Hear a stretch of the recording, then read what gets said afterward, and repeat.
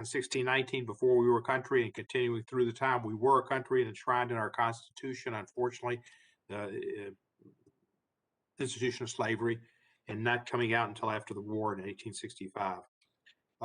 The impact of slavery as a society continues to grapple us today, and everything from racially unequal economic opportunities.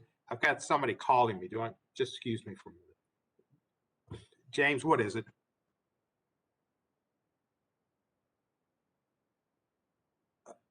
Oh, who's going to give me the motion? Thank you. All right, team, that was just a practice because apparently we're not on YouTube yet, or we're not on something, and somebody, it's like the official has to give us flip the coin and let us start the game, and we got started during the pregame introductions. But somebody's going to give me a motion at some point to say play ball. So I guess we'll have to do all that over again.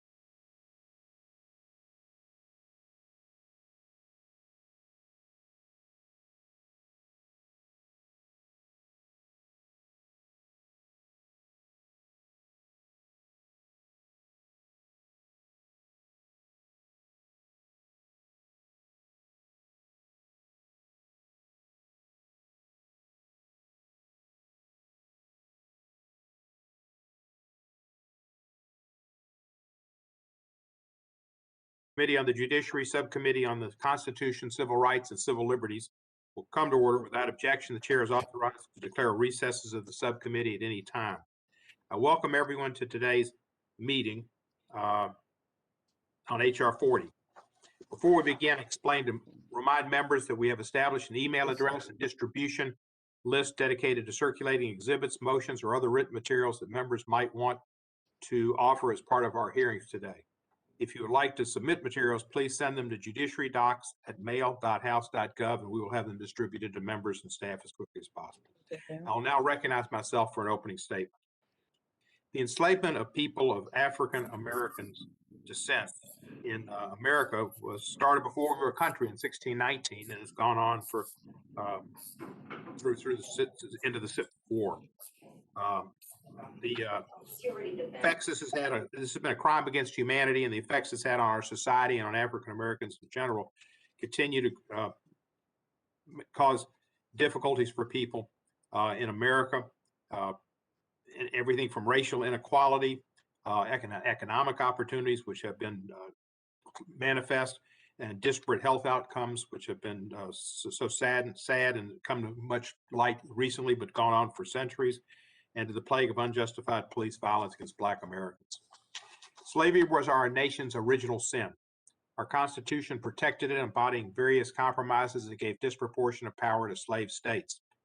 For example, the 3/5 clause, which we always hear about, counted a slave as 3/5 of a person for population counts, which in turn gave disproportionate representation to slave states in the House of Representatives, and accordingly in the Electoral College, which was created as a way to elect a president. And that gave slave states another avenue to exercise disproportionate influence over national affairs. In essence, slaves counted for 3/5 toward the representation in Congress and the Electoral College, but it gave slaves nothing. It gave their masters something, and it gave them more power. And so it was not Congress wasn't made up of representation of people who had rights and who were free people. It was representative of, in the South, of people who didn't. And it was a compromise that stained our Constitution. It is only fitting then that in the midst of a continuing reckoning over police treatment of Black people in a pandemic that has disproportionately impacted Black Americans, that we should hold this hearing today on H.R. 40, the Commission to Study and Develop Reparation Proposals for African Americans Act. Our colleague, Representative Sheila Jackson Lee, who's a member of the subcommittee, is the current lead sponsor of this legislation. I'm proud to be and have been an original co-sponsor ever since I came to Congress in 2007. Chairman Nadler's with us, who's also a longtime co-sponsor of the bill. The greatest credit for H.R. 40 belongs really to two individuals. First and foremost, our former colleague and the former chairman of the House Judiciary Committee, my friend, my mentor, and my political father when I came to Congress, the late John Conyers Jr. He first introduced this legislation over 30 years ago and reintroduced it every Congress thereafter until his retirement. He named it H.R. 40 for the promise that was given slaves after the Civil War for having 40 acres and a mule. And that's where H.R. 40 came from. John Conyers was a great man and a great leader, and it's properly remembered here today. The second individual most responsible for H.R. 40 is unfortunately one of the most despised characters in American history, John Wilkes Booth. You know, why John Wilkes Booth? Because when he assassinated Abraham Lincoln, that led to Andrew Johnson becoming the president of the United States, and President Johnson effectively rescinded the promise made by General William Tecumseh Sherman to former slaves that they would each be guaranteed that 40 acres of land and that mule, that each person they'd become free as free persons, a promise that colloquially referred to as 40 acres and a mule. That ended with the assassination of President Lincoln, and it really started off serious problems in our country and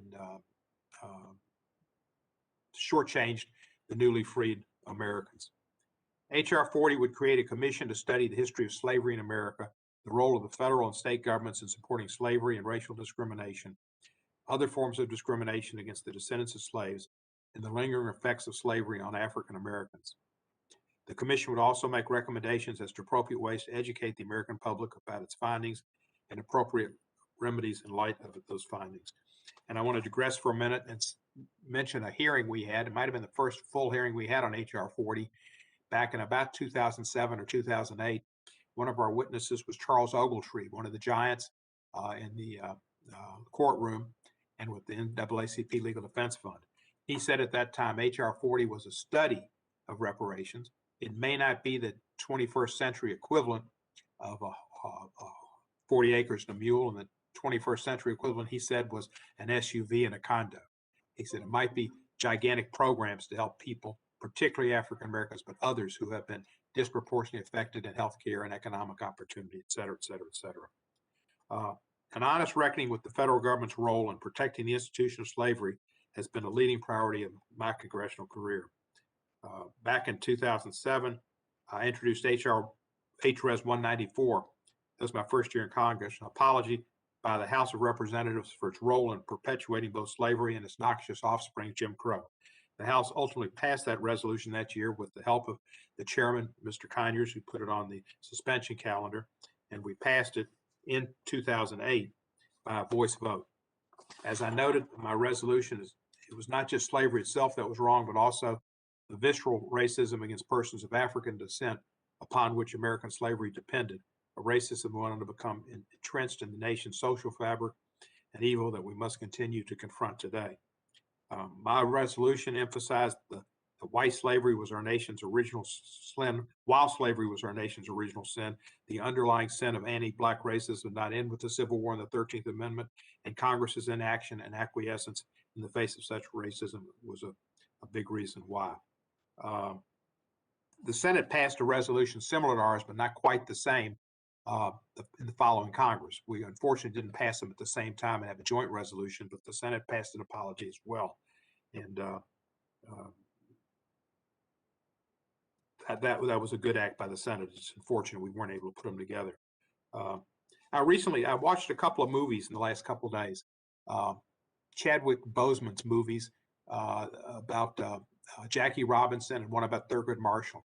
And in those movies, I was so affected by what you saw. And I know they're movies, but they reflected life. And the racism that Jackie Robinson faced getting into baseball, that was 1947 when he was with Montreal and then the Dodgers.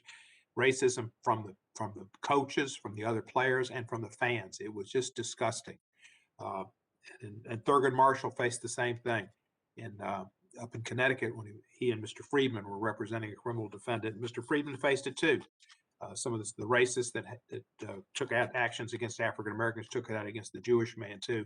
The attorney calling him a kike and beating him up. So there's been a whole lot of horror in our nation's past, and a lot of it's been racism that still we suffer from.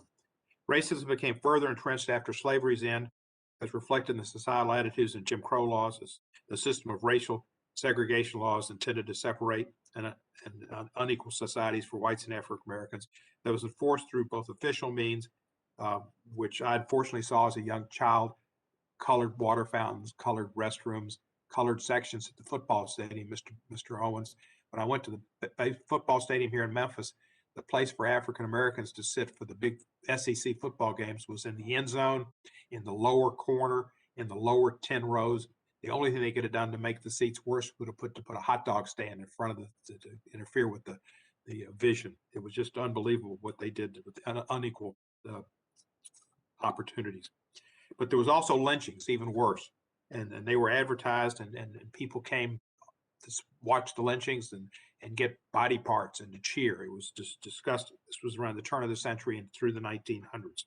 There was violence, intimidation, and disenfranchisement, mostly in the South, but other places as well. It was not until 100 years after the end of slavery that Congress, under pressure from the civil rights movement, Thurgood Marshall's work, Dr. King's work, Baird Rustin, and others, finally carried out its duty to end Jim Crow by passing the Civil Rights Act of 1964 and the Voting Rights Act of 1965 and other core civil rights statutes, better fulfilling the Constitution's guarantee of equal citizenship for all. And while those great civil rights leaders were greatly responsible for the Civil Rights Act and the Voting Rights Act, and certainly our late colleague John Lewis was too, something that sometimes is forgotten in those facts is that the assassination of John Kennedy, a second assassination of an American president, although we had others in between, President McKinley, but President Kennedy's assassination led to an outpouring of support for these acts that Lyndon Johnson was able to help bring into legislation. He nurtured them and brought them forth. But while the assassination of Abraham Lincoln hurt the effort at having opportunity, the assassination of John Kennedy unfortunately helped it. Today, our nation continues to struggle with the legacy of the anti-Black racism that undergirded slavery and Jim Crow. We see this in statistics that paint a bleak future, bleak picture. For instance, according to the Census Bureau, 18.8% of African Americans lived in poverty in 2019, compared to 7.3% of non-Hispanic whites who lived in poverty. The Washington Post reported last year that in 2016, the net worth of African American households was $13,024, which was less than 10% of the $149,000 net worth of non-Hispanic white households. Limited access to wealth-building resources and opportunities have led to this stark disparity. For instance, African Americans continue to face discrimination in the workplace. They also have limited access to educational opportunities, according to the National Education Association. The high school graduation rate for African Americans was 67% compared to the nationwide average of 81%. They also continue to face racial segregation in housing and discrimination in the availability of quality healthcare services and most other facts of life. The COVID-19 pandemic has only exacerbated the effect of this structural racial disparities. Workers on the front lines at low-paying jobs, often not covered by unions in the South and collective bargaining, and lower wages and contact with people on the front lines where COVID-19 is spread. Enacting H.R. 40 would be an important step in finding effective long-term solutions to these problems, ones that can trace their origins to our nation's shameful history of slavery and anti-Black racism. Professor Ogletree of Harvard noted, as I've mentioned earlier, about the 40 acres and a mule, but he also put a focus on the poorest of the poor, including efforts to address comprehensively the problems of those who have not substantially benefited from integration or affirmative action. I hope our hearing today can lead to fruitful conversation with the hope of achieving that goal. I thank our witnesses for being here today and look forward to their testimony. At this point in our hearing, we normally recognize the ranking member. The ranking member is Mr. Johnson, but today Mr. Burgess Owens, new member from the state of Utah, I believe will serve as ranking member, and I will recognize Mr. Owens for his opening statement. Thank you, Mr. Chairman. On June 19th, 2019, I was honored to testify before this committee as a witness for the hearing on the HR 40 and the path of restoration of justice. Little did I know that a little less than 2 years later, I would once again participate in this hearing of this subcommittee, this time as a member. I want to thank the ranking member Johnson for the honor of acting as ranking member for this hearing. And once again, thank Chairman Cohen, my fellow committee members and invited guests for this opportunity to share my story with you today. Before I share my story, let me emphasize 3 points to help guide us through our discussion. First, let me reiterate that slavery was and still is an evil, whether it be the 83-year history of our nation or prior 3,000-year history or the presence around the world today. Incompatible with American ideals, we purge the stain from our nation's soul at the cost of 600,000 American lives. I'm a product of that evil practice. My great-great-grandfather, Silas, arrived here in the belly of the slave ship, sold to the Burgess plantation. He escaped through the Underground Railroad and died a successful entrepreneur. Built the first Black church, elementary, purchased 102 acres of farmland that he paid off in 2 years. Second, reparations is not the way to right our country's wrong. What I propose later will be more lasting. Third, it is impractical and a non-starter for the United States government to pay reparations. It is also unfair and heartless to give Black Americans the hope that this is a reality. The reality is that Black American history is not one of a hapless, hopeless race oppressed by a more powerful white race. It is instead a history of millions of middle and wealthy class Black Americans throughout the early 20th century achieving their American dream. We're discussing this morning the theory of reparation. It's nothing new. It's been tried over the last 100 years, resulting in the misery and death of over 100 million men, women, and children. It's called redistribution of wealth or socialism. Instead of that theory, I'd like to share the reality of a race whose history of success in America has been stolen and what we can do to repair that damage. I grew up in the Deep South, Tallahassee, Florida, in the 50s and 60s, the days of KKK, Jim Crow, and segregation. It was my community that was our nation's most competitive community. We believed and taught the love of God, country, family, respect for women and authority.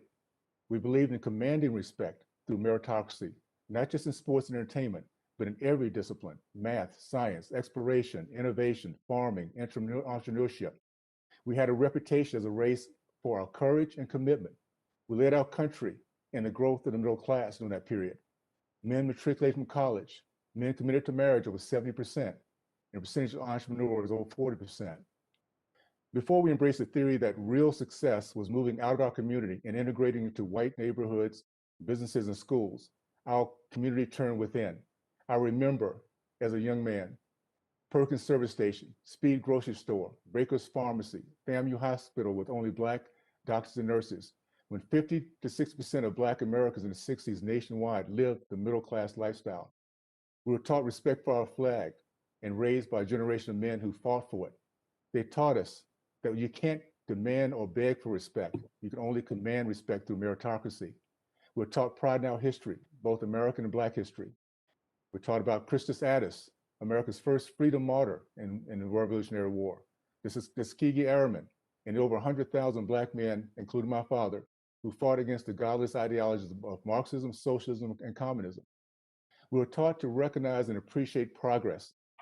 I entered the NFL in 1973. At a time, there were no Black quarterbacks, Black centers, or Black middle linebackers. They were a white thinking men position. 40 years later, our nation has elected a Black American as president and a Black female as vice president. It's called progress. Once we lose our history, we lose pride in our past, appreciation for our present, and the vision for our future. If we're sincere about repaying Black Americans for our loss, let's give us back our history. That includes the history of we the people, whose Judeo-Christian values have granted every generation the opportunity to look at each other better from inside out, not outside in. In doing so, you'll ensure pride within our race as we accept our lineage as victors, and the same history will command the respect from our fellow Americans an example of how to overcome the most overwhelming odds. And the most important thing is that we realize the failure that's happening today is a failure not of the American system, not a free market, not of the faith, and the neighbor and the family system. It's a failure of policies. We have 75% of the Black boys in the state of California in 2017. They cannot pass standard reading and writing tests. We have 3 schools in Baltimore that have Black schools in Baltimore have zero proficiency in math. 10 years ago, we had 93% of the Black teen males in Chicago unemployed. These are policies we can change, but we first need to recognize and understand the pride of my race, the pride of those who came before us, and that they cannot be forgotten or disappear because they work too hard to command the respect of our fellow Americans. I feel we do that. We change our policies so the Black American youth and generation can take advantage of the same things that all other Americans can do so. Then we will take again our place as being one of the most impressive races in our nation. With that, I yield back. Thank you, Mr. Owens. Appreciate your opening statement. I hope you see my lapel pin here. Recognition of our Miami chair. There we go. Love of the cane. Thank you. I now would like to recognize the chairman of our full committee, Mr. Nadler, for his opening statement. Well, thank you, Mr. Chairman. Today's hearing on H.R. 40, Exploring the Path to Reparative Justice, gives us the opportunity to reflect on the shameful legacy of slavery and Jim Crow in this country, and to examine how we can best move forward as a nation. For nearly 3 decades, the former chairman of the House Judiciary Committee, John Conyers of Michigan, introduced H.R. 40, which would establish a commission to study proposals for slavery reparations. Our colleague, the gentlewoman from Texas, Ms. Jackson Lee, has taken up sponsorship of this legislation, and I am pleased to be an original co-sponsor. H.R. 40 is intended to begin a national conversation about how to confront the brutal mistreatment of African Americans during chattel slavery, Jim Crow segregation, and the enduring structural racism that remains endemic to our society today. Even long after slavery was abolished, the anti-Black racism that undergirded it reflected and defined part of our nation's attitudes, shaping its policies and institutions. Today, we still live with racial disparities in access to education, healthcare, housing, insurance, employment, and other social goods that are directly attributable to the damaging legacy of slavery and government-sponsored racial discrimination. These disparities in terms of disproportionate burdens on African Americans have only been exacerbated by the COVID-19 pandemic. It is important to recognize that H.R. 40 makes no conclusion about how to properly atone for and make recompense for the legacy of slavery and its lingering consequences. It does not mandate financial payments of any kind, and it does not prejudge the outcome of the Commission's work. Instead, it sets forth a process by which a diverse group of experts and stakeholders can study the complex issues involved and make recommendations. In fact, most serious reparations models that have been proposed to date have focused on reparative community-based programs of employment, healthcare, housing, and educational initiatives, righting wrongs that cannot be fixed with checks alone. This moment of national reckoning comes at a time when our nation must find constructive ways to confront the rising tide of racial and ethnic division. On January 6th, we saw the ugly confluence of such divisions, as white nationalist groups appeared to be among those playing a central role in the violent assault on the United States Capitol. And last summer, we saw an outpouring of protests stemming from the killings of unarmed Black people by police. White nationalism and police community conflict are just part of the long legacy of anti-Black racism that has shaped our nation's views, institutions, and societal attitudes.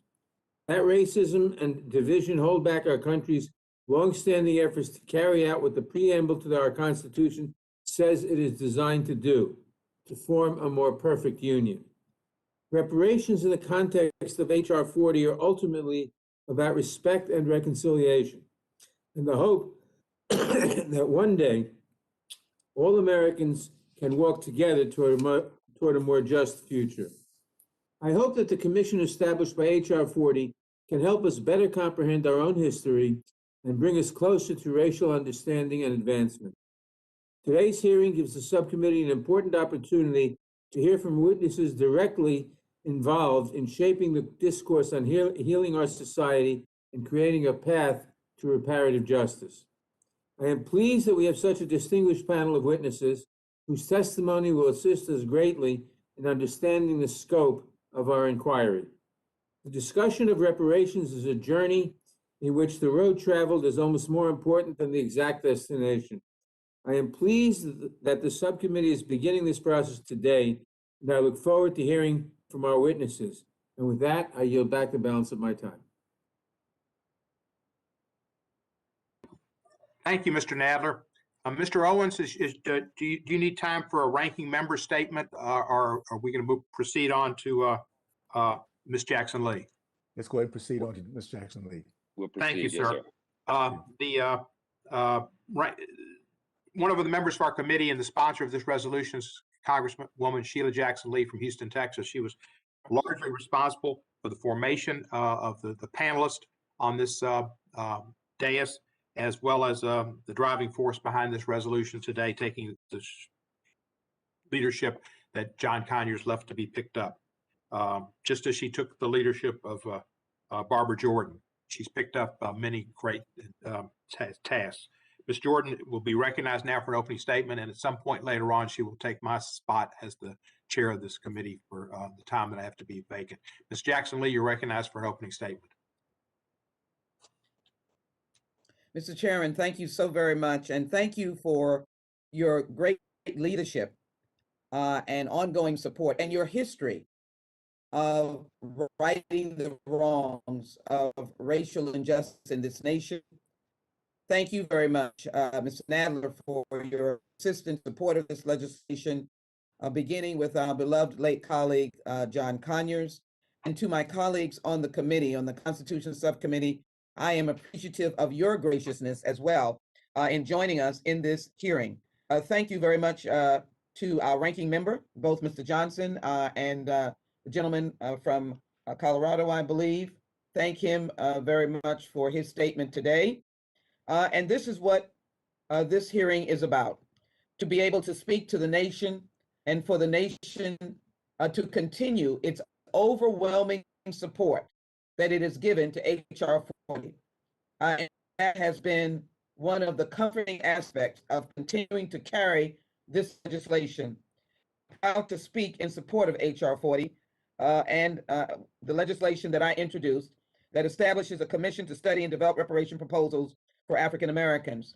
It is an active commission. It is to study, but it is also to develop reparation proposals. Now, we come from a community, a race of people that have been known as overcomers. We shall overcome, and we have overcome.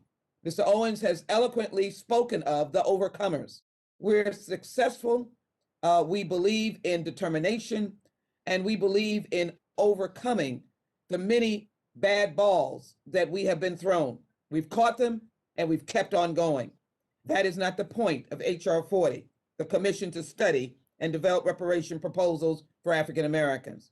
For hidden in the corners of this nation are those of African American heritage, the descendants of enslaved Africans who have felt the sting of disparities.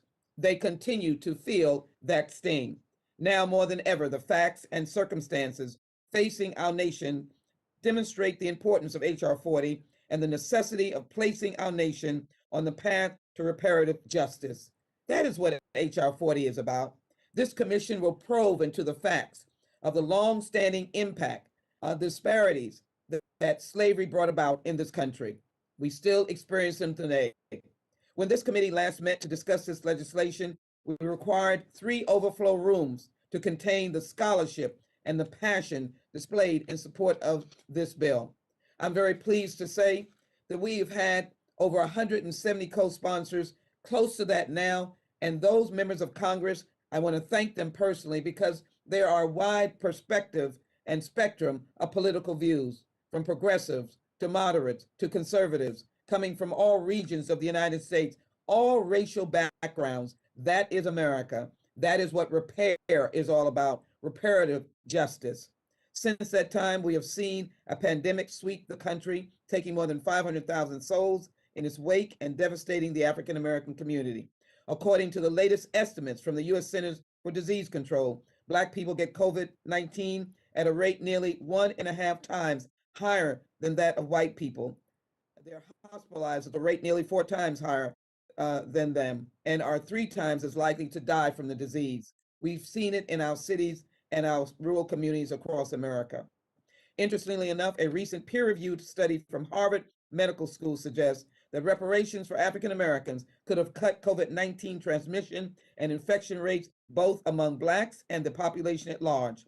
Their analysis, based on Louisiana data, determined that if reparation proposals had been implemented before the COVID-19 pandemic, narrowing the wealth gap, COVID-19 transmission rates in the state's overall population could have been reduced by anywhere from 31 to 68%. Mr. Chairman, I ask unanimous consent to submit into the record the Harvard article. Without objection, it shall be Since our admitted. last hearing, we have also seen hundreds of thousands. Since our last hearing, we have also seen hundreds of thousands peacefully take to the streets in support of Black lives and accountability for law enforcement. Many of these protesters carried signs in support of H.R. 40 and made the important link between policing reform and the movement for reparative justice. Tragically, we have also witnessed insurrectionists attack this institution, brandishing symbols of division and intolerance that echo back to the darkest periods of our nation's history. Clearly, we require reckoning to restore national balance and unity. The government sanctioned slavery, and that is what we need, a reckoning, a healing, reparative justice. We need to bring our nation together. And this commission is really, it is no figment of your imagination. It is a commission that will be appointed by the majority leader of the United States Senate, the Speaker of the House, the President of the United States, a commission that will be funded for fact-based hearings, the opportunity for all people to be heard, and then, yes, a reparative healing of proposals to deal with the questions of the starkness of the life of African Americans in this country. Like our last hearing, the minority has selected 2 African American witnesses to speak against H.R. 40. That is their privilege. But we know that justice, facts, and that life that was led and continues to be led by African Americans is on our side. Their selection, however, fails to undermine the overwhelming support for this legislation and merely demonstrates the multiplicity of views within the Black community. I'd ask unanimous consent to submit into the record a message from the CARICON Reparations Commission on the occasion of the United States congressional hearings on H.R. 40, Bill 17, February 17, 2021. Mr. Chairman, I ask for that submission. Without the dissent, it's so granted. So entered. Thank you. I also ask, Mr. Chairman, thank you. And I also ask, Mr. Chairman, for, as I conclude, for the submission of the Why We Can't Wait letter, because the question that Dr. King asked is relevant today, why we can't wait. It has been signed, Mr. Chairman, by more than 300 organizations from varying backgrounds, racial backgrounds, including Japanese Americans, rabbinical associations, individuals from the Diocese of the Episcopalians, the NAACP, Urban League, and many others. As I conclude, I ask my colleagues to recognize that what we speak of today is based on the continuing impact of the brutality of slavery. And as I close, I need you to take a look at what I offered to put into the record. This was our life, the back of a beaten slave. This was our life into the 20th century, hangings of African Americans, men and women. This was our life. This was our life when we were in public display, brutalized. Our life was also the Tulsa riots, where 300 African Americans were buried in an unmarked grave. And so, Mr. Chairman, I ask unanimous consent for those pictures of lynching that continued into the 20th century, and offer to say that I conclude my remarks by saying this is a potent and powerful hearing today, and I'm glad that we're responding to the majority of Americans who see the value in HR 40, the commission to study and develop reparation proposals. I yield back, Mr. Chairman. I ask unanimous consent that the pictures be submitted into the record. Pardon me? Thank you, Ms. Jackson Lee. Those will be entered into the record without objection. Thank you. I yield back, Mr. Chairman. Thank you. Thank you, I look Ms. forward to Jackson hearing Lee. from the witnesses. Thank you. We will welcome our witnesses and thank you all of them for participating. There are 8 witnesses, 6 picked on the Democratic side and 2 on the Republican side. And while I won't be here for the some of the testimony, Mr. Herschel Walker's in particular, I was a fan of his, except when he played the Memphis Tigers and or the Memphis, I think it was the Grizzlies or whoever we were in the league when USFL. But I'd like to welcome all of our witnesses and let you know that your testimony is, you like to summarize your testimony in 5 minutes. Normally we have lights to tell you whether you've got 4 minutes or more to go, a green light, 1 minute, yellow, and a red light to say your time's up. But with this system, we will have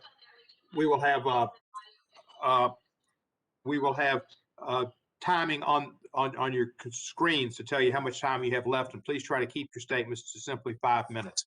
All of our witnesses have a legal obligation to provide truthful testimony and answers to this subcommittee, and any false statement you make today may subject you to prosecution under Section 1001 of Title 18 of the United States Code. Also, I'd like to note that have scheduled testimony we had from former Congressman and Cabinet Secretary Norman Mineta. Unfortunately, we were informed yesterday that he is very ill, not able to participate today. I wish him a full and speedy recovery. Our first witness is Shirley Weber. She is the California Secretary of State, position she has held since December of 2020, a newbie.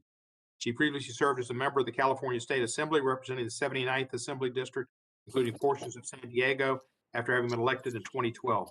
Before that, she served on the San Diego Board of Education as a professor of African American Studies at San Diego State University.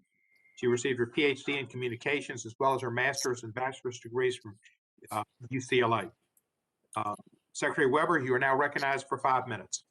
Thank you very much. And I want to thank the Chairman Nadler, Chairman Cohen, and the Ranking Member Johnson, as well as thank Congresswoman Jackson Lee for inviting me to be with you this morning. As pointed out, I am currently the Secretary of State for the state of California, the first African-American who's ever held that position in a 170-year history of the state of California. And so I come to you today as the author also last year when I was in the Assembly of AB 3121, our reparations bill. For us in California, we are very clear that we need not ask whether there or not slavery has had an impact, but instead illuminate the extent to which it has had an impact. We are through AB 3121, which is law in California, are establishing the task force to study and develop reparations proposals for African Americans. It will consist of experts who study slavery's impact, educate Californians, compile a report of their findings, and provide information and recommendations to our legislature as to what we need to do to repair the damage done as a result of slavery. The body that will exist, the task force, it will encompass experts in fields such as history, ethnography, law, and civil rights. But more importantly, the body will consist of those who understand how we as Californians still reap the consequences of slavery, both nationally and in our own state. California's history with slavery is often not well known, but between the statehood in 1850 and the end of slavery in 1865, California, though named a free state, had many laws and rules and regulations that basically made it a haven for slavery. California legislature authorized Southern slaveholders to hold persons in bondage so long as they entered the state under an enslaved property state. We did not provide sanctuary to any slave who was basically seeking freedom. In 1852, we adopted the most harsh fugitive slave law in the country, encompassing state and local law enforcement or authorities to enforce self-emancipated persons living within the state back into slavery. The California Supreme Court ordered fugitive slaves, as in the case of Archie Lee, to return to its enslavers in direct violation of California's law. And until the end of the Civil War, California's city, county, and law enforcement authorities enforced the Fugitive Slave Law. They enforced also a contract labor system that was no more than a slaveholder's effort to maintain their slaves in bondage. In other words, California state, county, and city authorities actively supported the institution of black slavery, both within and beyond the borders of California. So this history is often not a part of California's lore, that we somehow or another believe that California was this free state and had no discrimination that existed in the state of California. But it should be noted not only that every attempt that has been made by African Americans to attain wealth that was enjoyed by others has been met with violence in this nation. Not only involved the Black Wall Street in Oklahoma, but also the Allensworth story in California. We have not only taken away the good part, not only taken away the good part that African Americans had started, but the campaign of terror met by African Americans has tactics such as fear-mongering, lynchings, discriminatory voting laws, lower wages, denied home ownership, and these tactics have led to inequalities and the reality in California. According to Governor Newsom in 2020 State of Black California, that we make up only 8% of California's population, yet we make up 43% of the homeless population in California. We also make up only 5.6% of the male population of California, yet we make up 28% of those who are incarcerated, Black men who are incarcerated. So the recent population and also shows us by any indication that African-American children, despite the fact that they have been in California for many years, continue to perform at the lowest level that's possible. And of course, COVID has emphasized to all of us, the COVID-19, just the disparities that exist in California in terms of the deaths and the health system that has failed us all. In sum, the age of enslavement, both in California and across the nation, birthed a legacy of racial harm and inequality that continues to impact the conditions of Black life in California. People have suffered various injuries and losses through the malicious culpability, negligence, and conduct of others that have the right to, and we have the right to redress. Interestingly enough, we have had reparations in many areas throughout in California in this nation, and yet none have felt the need to provide it for African Americans. The task force is currently being established. We hope that the recommendations that will come forth will be recommendations that will begin to repair the damage done to us in California. By no means does this mean that there should not be federal reparations in any sense. The law clearly states that. But out of all due respect, Californians can no longer wait for the national government to do its job. We believe that we must do what is necessary for Californians and be an example of what can happen in this nation when there is serious discussions and research done on African Americans and the impact of slavery. We hope that the nation will join California in forming a task force to be able to address the issue of reparations and the damage that has been done and continues to be done as a result of engagement in slavery. Thank you so very much.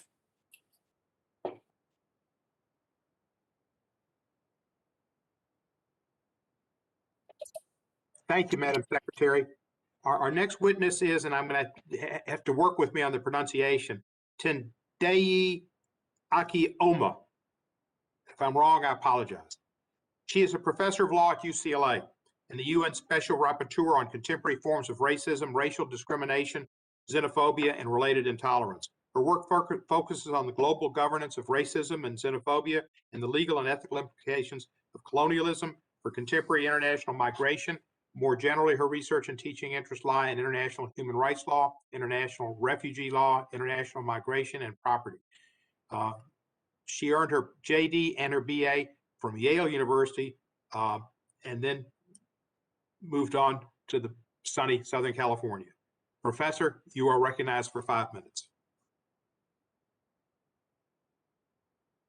Thank you very much. Congresspersons, it's a privilege to address you today. I'm a professor of law at UCLA School of Law, where I'm a core faculty member of the Promise Institute for Human Rights and the Critical Race Studies program. And my areas of expertise include international human rights law and the global governance of racism. I'm also the United Nations Special Rapporteur on contemporary forms of racism, racial discrimination, xenophobia, and related intolerance. In this role, I'm an independent expert who's appointed to provide counsel to UN member states regarding, among other things, the meaning of their obligations under international human rights law to combat racism, racial discrimination, and to promote racial equality.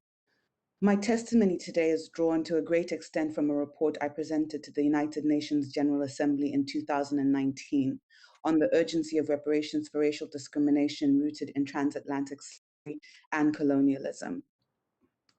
International law recognizes reparations as necessary for rectifying wrongful acts and providing accountability for human rights violations. Within the international legal system, reparations entail a specific framework and responses, which I describe in full in my written testimony. But briefly, within the system, reparations are defined broadly to require restitution, compensation, satisfaction, rehabilitation, and guarantees of non-repetition. Popular conceptions of reparations are often fairly narrow, focusing only on financial compensation. But by contrast, the international system places emphasis on a more comprehensive approach, according to which financial compensation may certainly be necessary but not sufficient. Other required measures may include transforming the political, economic, and social institutions and mechanisms for disclosing truth and restoring dignity for those subject to racial subordination resulting from legacies of enslavement. Notably, general measures such as social welfare programs that benefit racially subordinated groups, including people of African descent, that are pursued in the ordinary conduct of government are not a substitute for reparations. Fulfillment of state reparative responsibilities requires tailored interventions that are rooted in acknowledgement of the underlying harm of violations these interventions seek to remedy. In the context of racial discrimination rooted in slavery, reparations address two sets of human rights. First, the historic racial injustices of slavery that remain largely unaccounted for today. And second, the contemporary racially discriminatory effects of structures of inequality and subordination that have resulted from failures to redress the racism of slavery and of colonialism. There's broad consensus in the international community that the abolition of the transatlantic slave trade and slavery in general did not terminate the racially discriminatory structures built by those practices. And the consensus is that transatlantic slavery and colonialism remain among the root causes of racism, racial discrimination, xenophobia, and related intolerance against Africans and people of African descent. As a result, in addition to implicating individual wrongful acts in the past, reparations for slavery implicate entire legal, economic, social, and political structures that enabled slavery and which continue to sustain racial discrimination and inequality today. This means that the urgent project of providing reparations for slavery requires governments not only to fulfill remedial obligations resulting from specific historic wrongful acts, but also to transform contemporary structures of racial injustice and of inequality and discrimination that are the product of centuries of slavery. National commissions, such as those proposed by HR 40, are well positioned to tailor recommendations to the specific legal contexts which sustain racial inequality. In the United States, the history of transatlantic slavery has left an indelible mark. The continued presence of racism, racial discrimination, ideologies of racial superiority in US legal, political, social, and economic structures underscores the interconnection between the historical wrongs of slavery and contemporary injustices. I've joined other UN experts in noting that reparations are not just useful mechanisms for fulfilling moral or political obligations. Rather, reparations for slavery are an integral part of fulfilling the international legal mandate to eliminate racial discrimination. The United States is not exempt from these responsibilities, and HR 40 would represent important progress in fulfilling its obligations under international law. Reparations for racial discrimination rooted in the transatlantic slave trade have proven controversial in the countries that bear the greatest responsibility for the associated violation. In cases where states have pursued reparations for slavery and colonialism, they have done so in racially discriminatory ways. Notable historical examples exist where whites who have profited and benefited for the most from chattel slavery and colonialism received monetary compensation, while non-whites in their nations were partially or wholly left without redress. The Reparations Commission proposed by H.R. 40 presents an opportunity for the United States to show international leadership on what can be achieved when sufficient political will exists to remedy historic and persisting racial injustice associated with the enslavement of people of African descent. Among the most significant barriers to the pursuit of reparations for people of African descent in the United States and elsewhere is the absence of comprehensive accounting of the harms of slavery, and the Reparations Commission would provide the foundation for this accounting. Thank you very much. Thank you very much, Professor. I appreciate your lifelong studies and your work and your passion and your participation. Our next witness is Kathy Masoka. Ms. Masoka is co-chair of Naacp for Civil Rights and Redress. Since 1971, she's worked on youth, workers, housing, and redress issues in the Little Tokyo section of Los Angeles. She's a graduate of University of California, Berkeley. Ms. So Masoka, how's my voice? Good. sir, you're recognized. Ms. Masoka? Yes. Thank Good you. morning. Good morning, Chairperson, Ranking Member of the committee, and members of the committee. The Naacp for Civil Rights and Redress, NCRR, and Naacp Progressives supports H.R. 40 and the Black community's demand for reparations because 1, it is the right thing to do, 2, it is long overdue, and 3, because we know it is possible. We won reparations in 1988, but Japanese Americans were not the first to make that demand. The Black community has long demanded reparations. In 1963, Queen Mother Audley Moore, the mother of modern-day reparations movement, launched a campaign claiming back pay for descendants of enslaved peoples, as well as job quotas and training. Groups like the Self-Determination Committee formed in 1956, and along with the National Coalition of Blacks for Reparations in America and the National African American Reparations Committee, have called for reparations for the institution and legacy of slavery. And H.R. 40, as you know, has a long history thanks to the late Congressman John Conyers. Even before the Civil War and since emancipation, individual Black Americans fought for and won limited reparations. Our community's demand for reparations did not arise by itself, but was inspired by the Black community's fight for civil and equal rights in housing, education, and more. Their sacrifices and leadership opened the doors for us and gave us the strength to demand redress and reparations from the U.S. government. We have to acknowledge the generous support of many Black groups and individuals who supported us in our campaign for redress, like Congressman Mervyn Dimely, who authored a Japanese American Redress Bill in 1982, Representative Ron Dellums, who spoke in support of the bill, and the Black Congressional Caucus, and many others, including then California Assemblywoman Maxine Waters and the Reverend Jesse Jackson. H.R. 40 is an important first step towards reparations for the Black community. In 1981, when the Commission on Wartime Relocation and Internment of Civilians, the CWRIC, a commission to study if a wrong had been committed, was first proposed, many of us, including me, were against it, angry that the injustice of the concentration camps was even a question.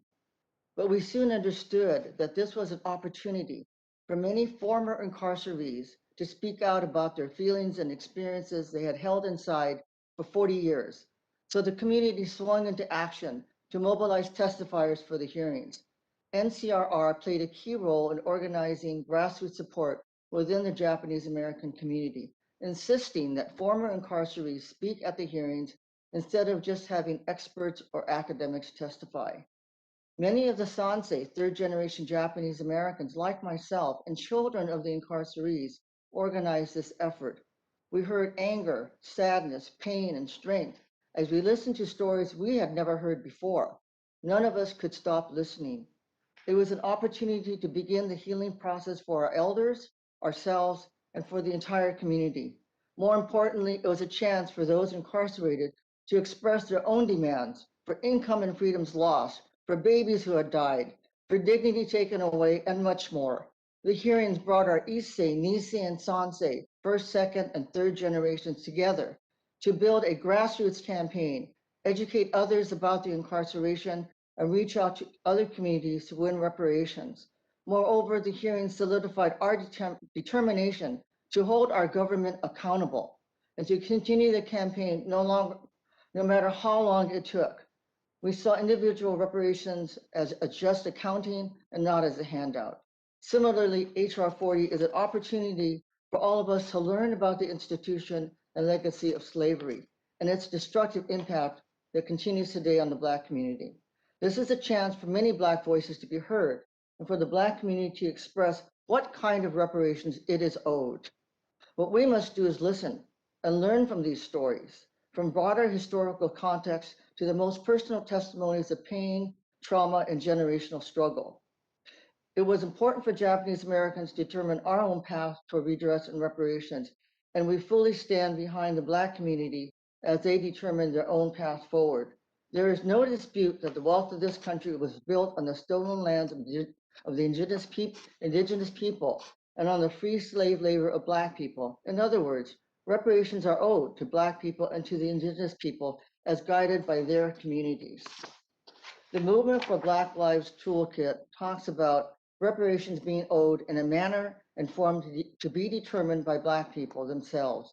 It must take as many forms as necessary to equitably address the many forms of injury caused by the institution and legacy of slavery. HR 40 is a necessary first step towards justice. It's the first step towards healing. Thank you very much. Thank you, Ms. Masoka. I appreciate your testimony and your relating the experiences of Japanese Americans and African Americans. Our next witness is Mr. Herschel Walker. Mr. Walker is a former professional football player, college football player, athlete in general. He played college football at the University of Georgia, and he won the 1982 Heisman Trophy. During his professional football career that began in the United States Football League with the New Jersey Jets, he played for the Dallas Cowboys, the NFL, the Vikings, the New York Giants, football Giants, and the Philadelphia Eagles. He also competed in the 1992 Winter Olympics as a bobsledder and has competed as a mixed martial artist. He was a supporter of President Trump in 2016 and 2020, spoke at the 2020 Republican National Convention. He holds a Bachelor of Science degree in Criminal Justice Studies from the University of Georgia. Mr. Walker, you'll be recognized for 5 minutes, and at this point, I need to go to the Natural Resources Committee for our organizational meeting. And Ms. Jackson Lee, if you're there, if you would take the chair for Mr. Walker's testimony and until I can return. Ms. Jackson Lee? Yes, sir, Mr. Chairman. You're recognized. Mr. Walker's been recognized, and you are now the acting chair. Thank you, ma'am. Mr. Chairman, I can't thank you enough for your stupendous leadership and friendship. We will do this together. And again, thank you for your history on all of this. Glad to work with you and Chairman Nadler. I just wanted to interject that as you move to your other committee. And I'm delighted to listen to Mr. Walker. Thank you. Thank you. Mr. Walker, you're recognized. Okay. Chairman and ranking members, I thank you for this opportunity to speak on reparation, which has been spoken about many times over my lifetime, but over the past year has become a hot topic. I asked the question, why?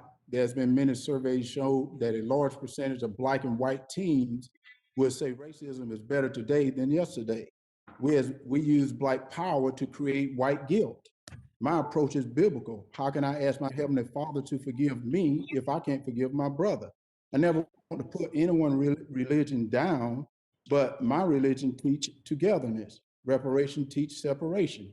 Slavery ended over 130 years ago. I'm back. How can a father be asked his son to spend prison time for a crime he committed? In the case we speak of, we're researching farther back in history, a history many are not taught or spoken about in school. America is the greatest country in the world to me, a melting pot of a lot of great races, a lot of great minds that have come together with different ideas and make America the greatest country on earth.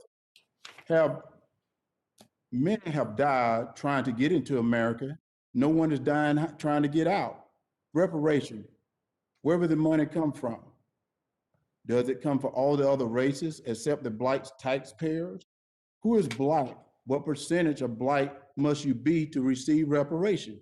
Do you go to 23andMe or a DNA test to determine the percentage of Blackness? Some American ancestors just came to this country 80 years ago. Their ancestor wasn't even here during slavery. Some Black immigrants weren't here during slavery, nor their ancestors. Some states didn't even have slavery. We as Black Americans have always wanted what the Constitution stated: all men, Black, white, and today Latino, Asian, Italian, etc., should be guaranteed the alienability rights of life, freedom, and the pursuit of happiness. Years later, after slavery ended, Dr. King, I Have a Dream speech, said, the signing of the Emancipation Proclamation was a great beacon of light, but hundreds of years later, we're still not free because of segregation and discrimination. Today, I call that reparation. I asked my mom, who is in her mid-80s, her thought on reparation. Her words, I do not believe in reparation. Who is the money going to go to? Has anyone thought about paying the families who lost someone in the Civil War, who fought for their freedom? Your dad and I taught you, speaking of me, to provide for you and your family through a good education and hard work. If you give a man a fish, you feed him a day. You teach him to fish, you feed him a lifetime. Reparation is only feeding you for a day.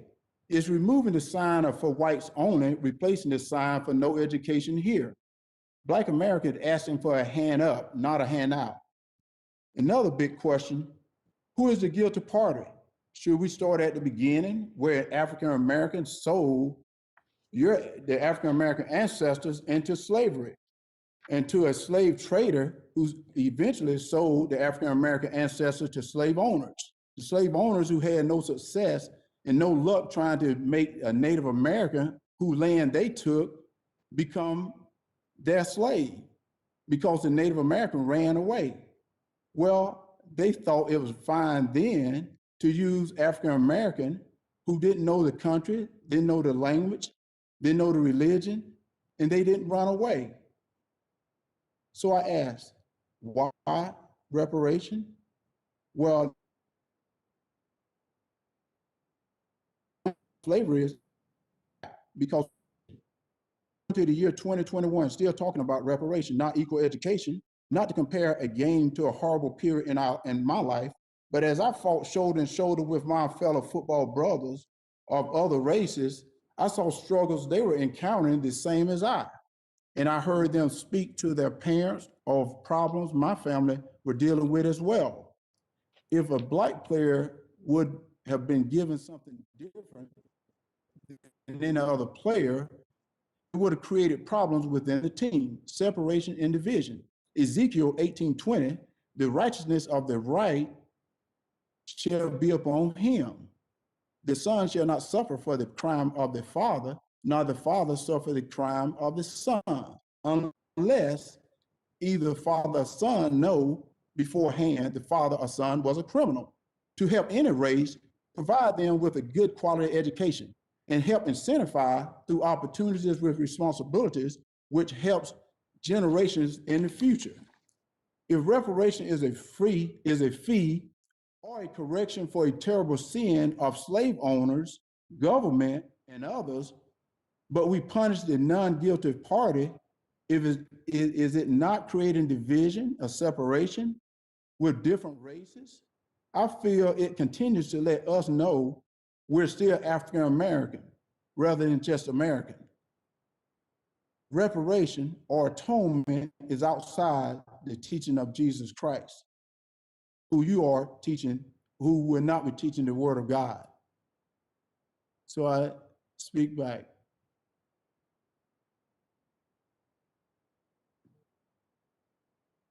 Thank you very much, Mr. Walker, for your testimony. I'm delighted to now be able to introduce our next witness, is Mr. Cam Howard.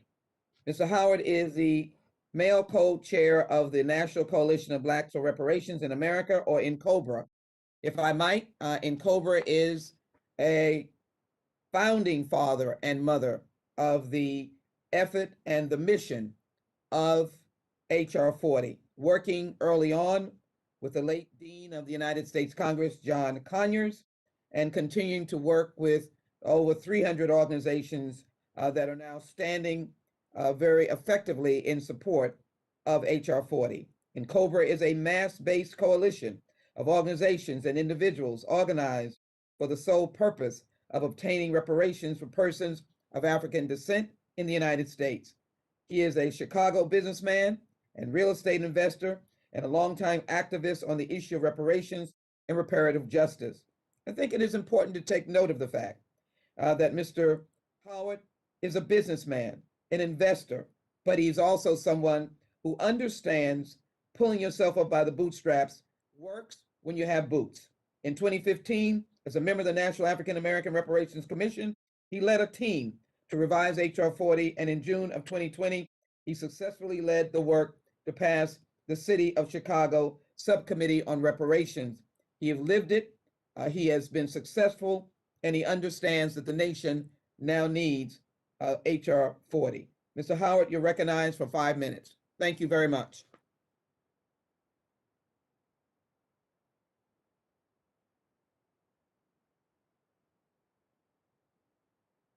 Mr. Howard?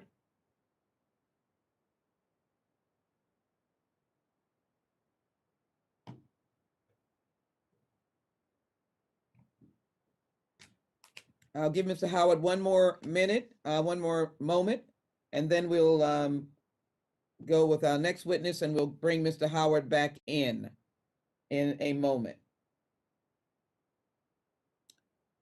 Let me now move to our next witness, is Mr. Elder. Mr. Elder is a conservative attorney, author, and host of the nationally syndicated radio program, The Larry Elder Show. He also writes a nationally syndicated column and produces videos for his YouTube channel in association with the Epoch Times. Mr. Elder received his JD from the University of Michigan and his BA from Brown University. Mr. Elder, you're recognized for 5 minutes. Congresswoman Lee, thank you very much for having me. I really appreciate it. I am the executive producer of a documentary that came out June 19 last year called Uncle Tom, An Oral History of the Black Conservative. And as Congresswoman Lee pointed out, Black people are a race of overcomers. And it talks about the fact that despite all the problems that have been brought up in this committee about racism, about slavery, about Jim Crow, Black people have overcome to the point now where only 20% of Black people are below the federally defined level of poverty. Still too high, but in 1940, that number was 87%. And 20 years later, that number had been reduced to 47%, a 40-point drop in 20 years. That is the greatest 20-year period of economic expansion for the history of Black Americans. And notably, they came before the Brown versus Board of Education decision. They came before the Civil Rights Bills of 1964, 1965. Despite all of this racism, all of this prejudice, Black people still overcame. I also find it ironic we're having this hearing 13 years after we elected and then re-elected the first Black president of the United States. I'm old school. I still get the newspapers thrown to my house. And the day that Obama got elected, I got the New York Times and the LA Times thrown to my home. And on the front pages of both those newspapers, there were colored pictures of Black parents hugging their kids, crying, saying things like, now I can say for the first time truly that if you work hard, you can be anything you want to be. In 1997, Time Magazine and CNN did a broad survey of Black teens and white teens and asked both of them whether or not racism was a major problem in America. And both of them said yes, not too surprisingly. But then Black teens were asked the following question: is racism a big problem, a small problem, or no problem in your own daily life? 89% of Black teens in 1997 said racism was a small problem or no problem in my own daily life. In fact, twice as many Black teens as white teens said failure to take advantage of available opportunities is a bigger problem than racism. End of quote. And that again was 23 years ago before Obama got elected, let alone reelected. Speaking of Obama, 2007, he ran for presidency. His rival for the Democratic side was Hillary Clinton. And on the Republican side, the two primary rivals were John McCain and Mitt Romney. Gallup asked whether or not Americans would not vote for a Black person, referring to Obama, would not vote for a woman, referring to Hillary Clinton, would not vote for a Mormon, referring to Mitt Romney, would not vote for a person as old as John McCain would be, 72 years old. And what Gallup found is 5% of Americans said they would not under any circumstances vote for a Black person. 11% said they would not under any circumstances vote for a female. 24% said they would not vote for a Mormon. 42% said they would not vote for a person who would be 72 years old when he became president, which would have been the case had John McCain been elected. In other words, Obama as a Black person had a smaller barrier than these three white politicians. So having this conversation right now when racism has never been a less significant problem in America, to me, is mind-boggling. Right now, Congress is 12% Black, which is roughly the percentage of Blacks in America. In 1964, Martin Luther King gave an interview to the BBC. And he said he was surprised at the changes that have taken place in America in recent years. And he believed that a Black person could become president in 40 years' time, or maybe even less. That's roughly around the time when Obama became president. And Martin Luther King did not say, we will know when we've arrived at the promised land, when there's a Black coach of Notre Dame, which has happened, when there is a Black female who's the president of an Ivy League university, which has happened, when Blacks are mayors of all the major cities in America, which has happened, when Blacks are police chiefs of the major cities in America, when there are superintendents of schools of America or mayors of America, sometimes all three at the same time. He did not say that. He did not say when Black people become millionaires and billionaires, which has happened. He did not say when Black people become CEOs of Fortune 500 companies. He said when a Black person becomes president, that's when we'll know we've reached a point where people are being evaluated based on the content of their character to the extent that it is reasonable to expect. And the idea that slavery built America is belied by the fact that at one time, Virginia was the most populous and wealthiest state in the Union, but within a couple of generations, it had fallen behind states in the North because the South depended upon slavery, which impoverished the South relative to the North, which is primarily why the North won the election. No one could have had, or very few people could have had a life harder than my father. My father was 13 years old, born in 1915. He was kicked out of his house by his mother. Athens, Georgia, Jim Crow, at the beginning of the Great Depression. The man walked down the street, did whatever he could. Ultimately, he became a Pullman porter on the trains, which was the largest private employer of Blacks in those days. Traveled all the world, became a Marine, was one of the first Black Marines, a Montford Port Marine. And my dad always told my brothers and me the following: hard work wins. You get out of life what you put into it. You cannot control the outcome, but you are 100% in control of the effort. And before you complain about what other people did to you, go to the nearest mirror and say to yourself, what could I have done to change the outcome? And my dad always told us this: no matter how hard you work, no matter how good you are, sooner or later, bad things will happen to you. How you respond to those bad things will tell your mother and me if we raised a man. And my father always said this about the Democrat Party: they want to give you something for nothing. And when you try and get something for nothing, you almost always end up getting nothing for something. Thank you very much for taking the time. I appreciate it.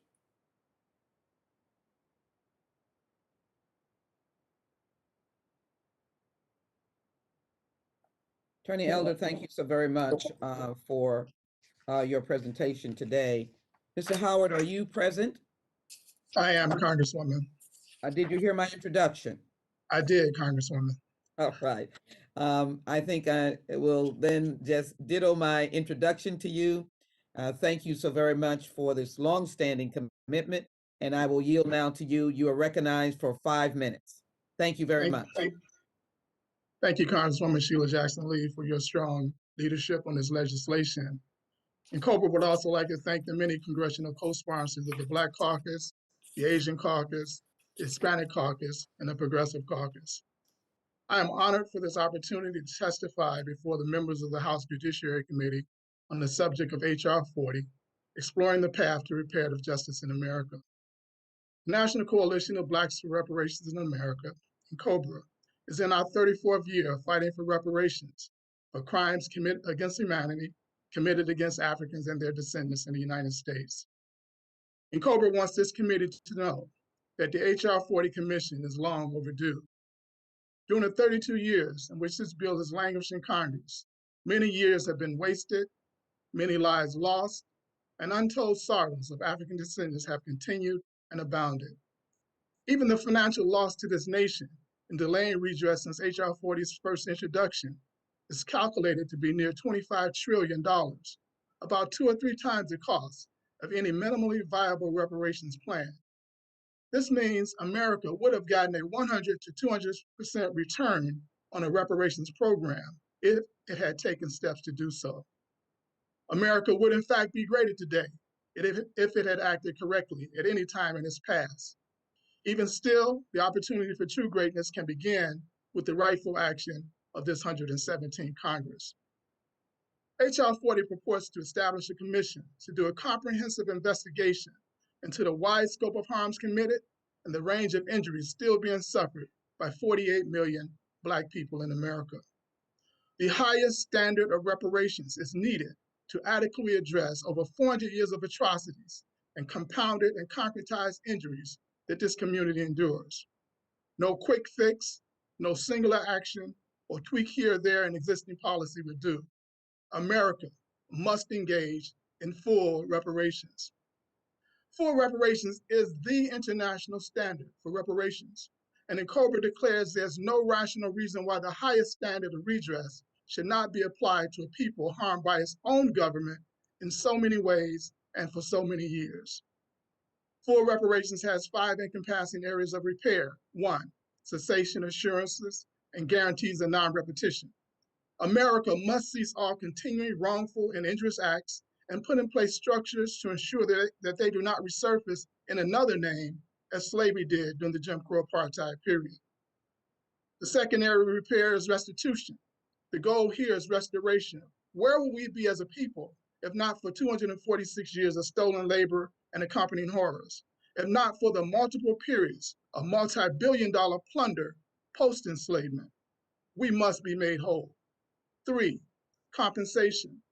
Compensation is obligatory if the damage is not made good by restitution, and it must be, quote, appropriate and proportional, unquote, to the gravity of the violations. 4, satisfaction. Here, proposals must be offered that focus on the return of our dignity. In addition, full admission of fault, full acceptance of responsibility, and the willingness to do whatever it takes to repair the wrongs is a foundation of which satisfaction rests. 5, the final component of full reparations is rehabilitation. Initiatives must be developed that address the negative, transgenerational, spiritual, emotional, mental, and physical effects of the historical traumas of enslavement, Jim Crow apartheid, and the ongoing racial violence and police terror. I will conclude with a brief comparison. During the Civil War, 200,000 men, 40,000 women, and 20,000 children of African descent aided the Union Army in saving this country from white nationalist hatred and destruction. Afterwards, a very grateful president and Congress quickly acted to reward their service with previously denied acts of justice, issuing Special Field Order Number 15, granting 40 acres and a mule, and passing strong civil rights legislation and 3 constitutional amendments. Fast forward to November of last year. As the acts of January 6 proved, Blacks without overwhelming vote for the Democratic Party again helped save America from white nationalist hatred and destruction. It is now time for this 117th Congress to be as justice rendering as the Reconstruction Congresses. Passing H.R. 40 on the way to full reparations is how. A Luda Continua, Pomoja, and Billy Shaka, Asante Sana, the struggle continues. Together we will be victorious. Many thanks to this committee.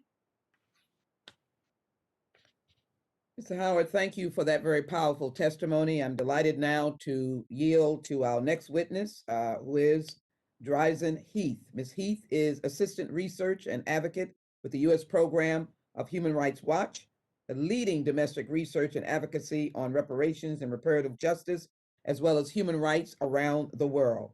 Her most recent research endeavor, the conditions of pervasive inequality and structural violence stemming from the 1921 Tulsa Race Massacre, of which we commemorate 100 years this year. Prior to joining Human Rights Watch, she worked as a special assistant to the director and counsel of the Brennan Center, Washington, D.C. office, and was a researcher at the Center for Research in Education and Social Policy at the University of Delaware. Ms. Heath holds a bachelor's degree from Wesleyan University. Ms. Heath, welcome, and you're recognized for 5 minutes. On behalf of Human Rights Watch, it is an honor to be here today. Thank you to the subcommittee for this opportunity to testify about this important piece of legislation. I am Dryzen Heath, a researcher and advocate on racial justice issues within the U.S. program at Human Rights Watch, an international organization that investigates human rights violations in over 90 countries around the world, including in the United States. The concept of reparations is well established in international human rights law. At its core is the idea that economic and social conditions cannot improve without addressing and repairing harm. The US has never fully or properly reckoned with the gross human rights violation of chattel slavery and the post-emancipation racist policies that continue to impact Black people in the US today. If racial justice is ever to be achieved, repair needs to be a part of the equation. Chattel slavery was national policy, reducing humans to the status of property, subjecting them to horrific violence and unspeakable cruelty, while simultaneously exploiting them through forced labor that laid the foundation for the US global economy as we know it today. The harms of enslavement range from mass death to routine torture and sexual violence, to deprivation of education, food, medical care, and sanitation. The trauma of such harms have been passed down generationally. Post-emancipation promises of restitution in the form of 40 acres and a mule were broken. Coercive discriminatory federal policies created by the New Deal and run through the Department of Agriculture helped to transfer much of the land Black farmers were still somehow able to obtain after slavery to white people, leading to Black farmers being dispossessed from roughly 90% of their land. In the 19th and 20th centuries, Black codes and Jim Crow laws denied Black people the right to vote, serve on juries, allowed them to be exploited for cheap labor, and excluded them from nearly every aspect of daily life, reinforcing white cultural, political, and economic power, and perpetuating and deepening racial inequalities. The KKK, white paramilitary groups, and other white people, some deputized by law enforcement, terrorized Black people. In 1921, for example, a white mob burned down the prosperous Greenwood district in Tulsa, Oklahoma, then known as Black Wall Street, killing hundreds of people. The government didn't provide reparations or help rebuild. They placed obstacles in the way of their rebuilding, setting generations of Black Tulsans back in countless ways, including economically and socially today. And the Tulsa Race Massacre was just one of the many incidents of racial violence carried out by similar white mobs throughout the country between 1877 and 1950. The Equal Justice Initiative documented 4,300 terror lynchings during this period. In the 21st century alone, the federal government redlined many Black neighborhoods as high risk for lenders, making it virtually impossible for Black people to get home loans. Urban renewal programs tore down blighted areas, primarily low income and communities of color, displacing hundreds of thousands of families in the process.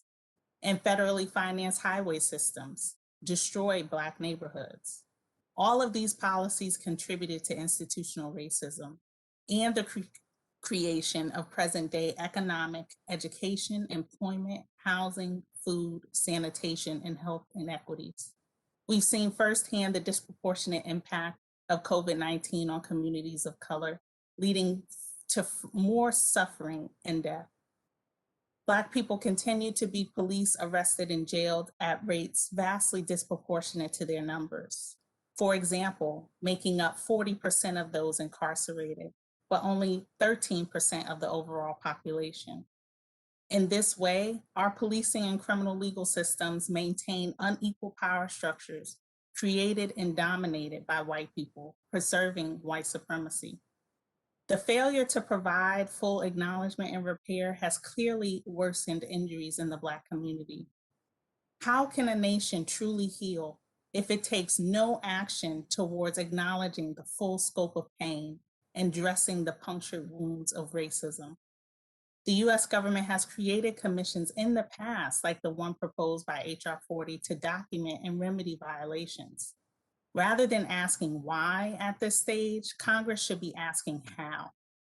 How can we provide comprehensive repair for our grave and systemic failures connected to slavery, and what steps must we take to get there? I urge Congress to account for and repair systemic racism, rather than to ignore it and embody it. We are at a defining moment in U.S. history, and reparative justice for the legacy of slavery demands facing the fierce urgency of now. Thank you.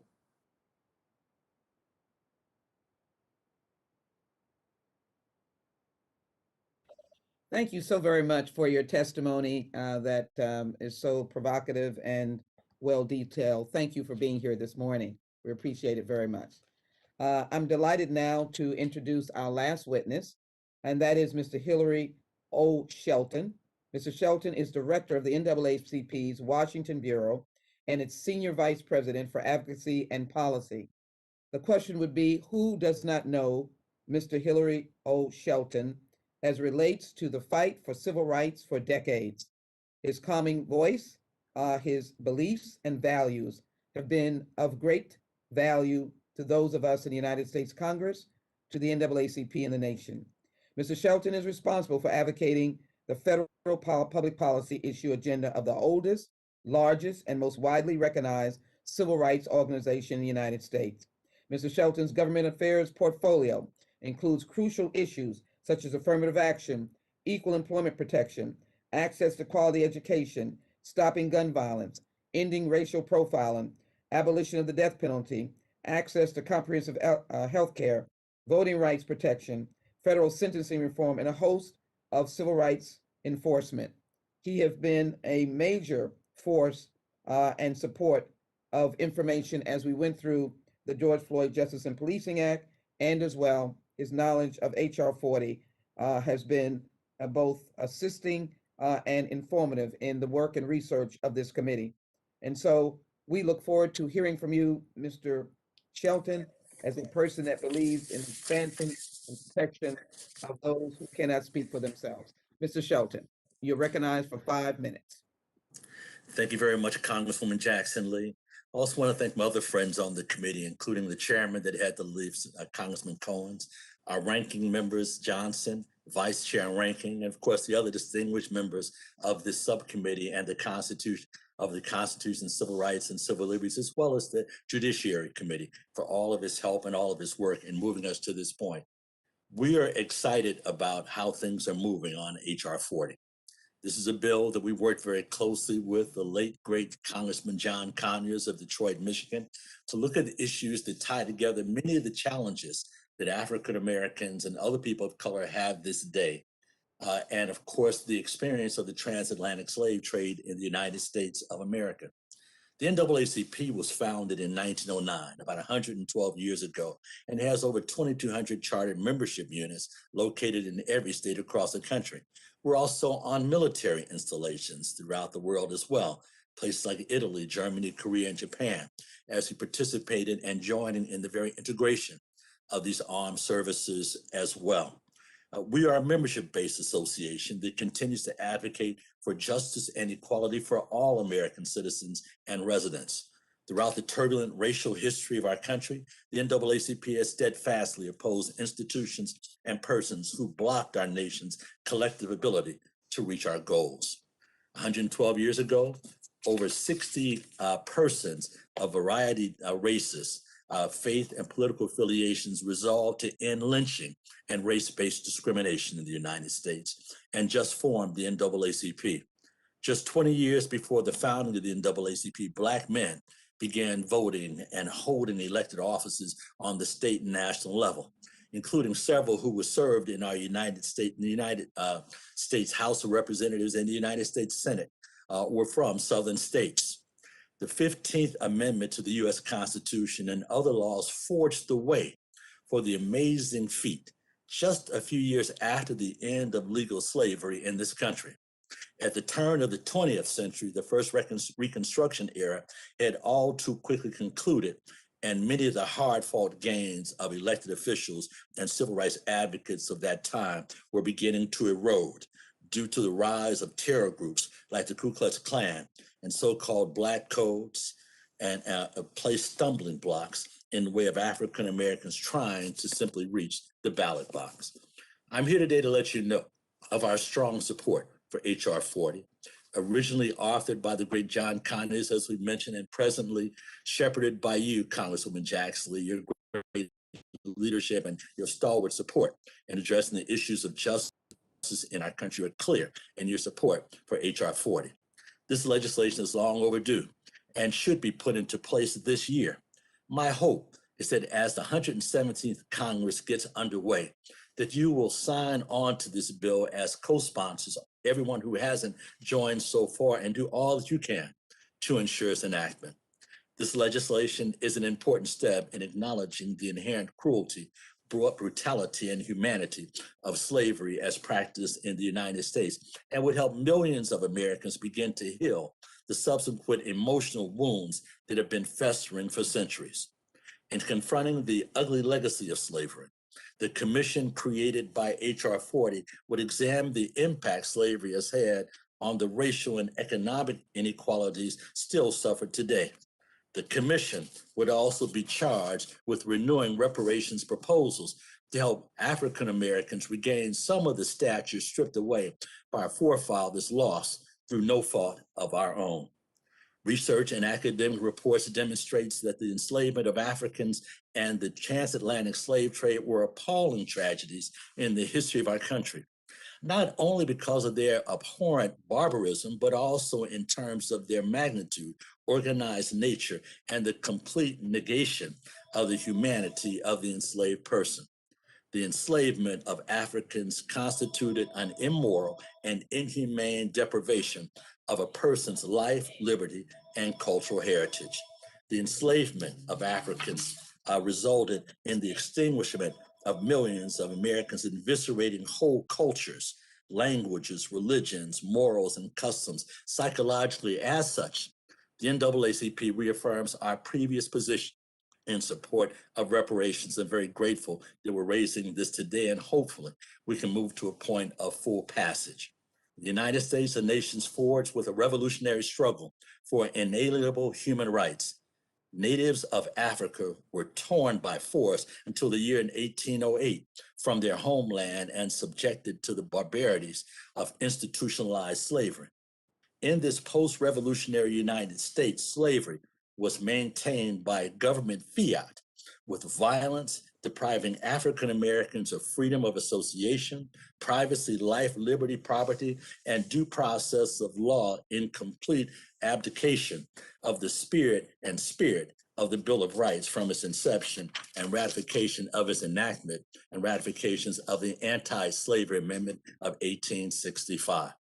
Let me just say, Congresswoman and those who are joining us, the issue of slavery is one that did not end with the stroke of Abraham Lincoln's pen in the Emancipation Proclamation. It did not end in a stripping away of the of actually adding to the Constitution by passing the Reconstruction Amendments, the 13th, 14th, and 15th. As a matter of fact, many of the residuals of the transatlantic slave trade, sadly, as we look at the disparities in data, are still very much with us.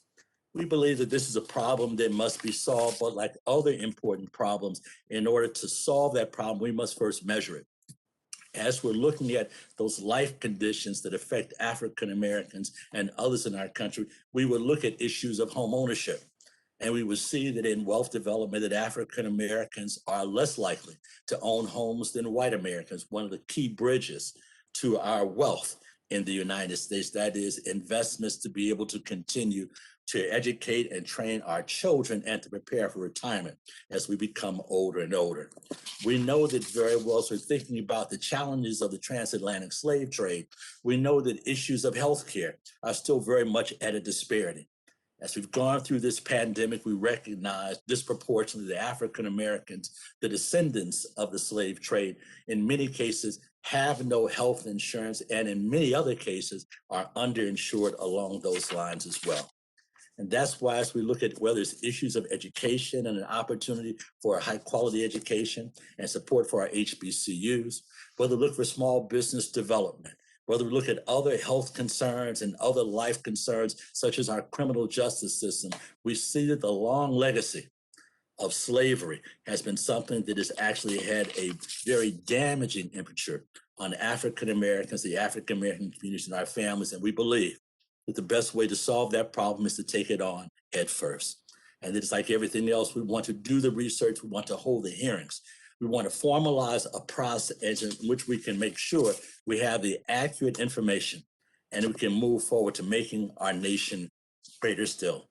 So Congresswoman Jackson, I want to thank you for the opportunity for the NAACP to testify today. I want to thank you for your leadership and your continued stalwart support for the importance of all Americans. And certainly as we look at the issues that impact the African-American community, you've been front and center. So we thank you very much for that. And I look forward to any questions we may have in this process. Mr. Shelton, thank you so very much for, again, your testimony. It is now time to begin the questioning. I will start by yielding myself 5 minutes and indicate that each of our members will have the opportunity to question these very stellar and outstanding witnesses.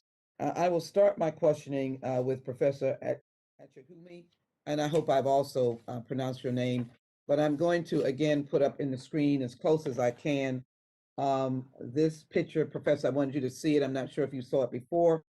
It is lynching with an audience of white persons, some smiling men and women.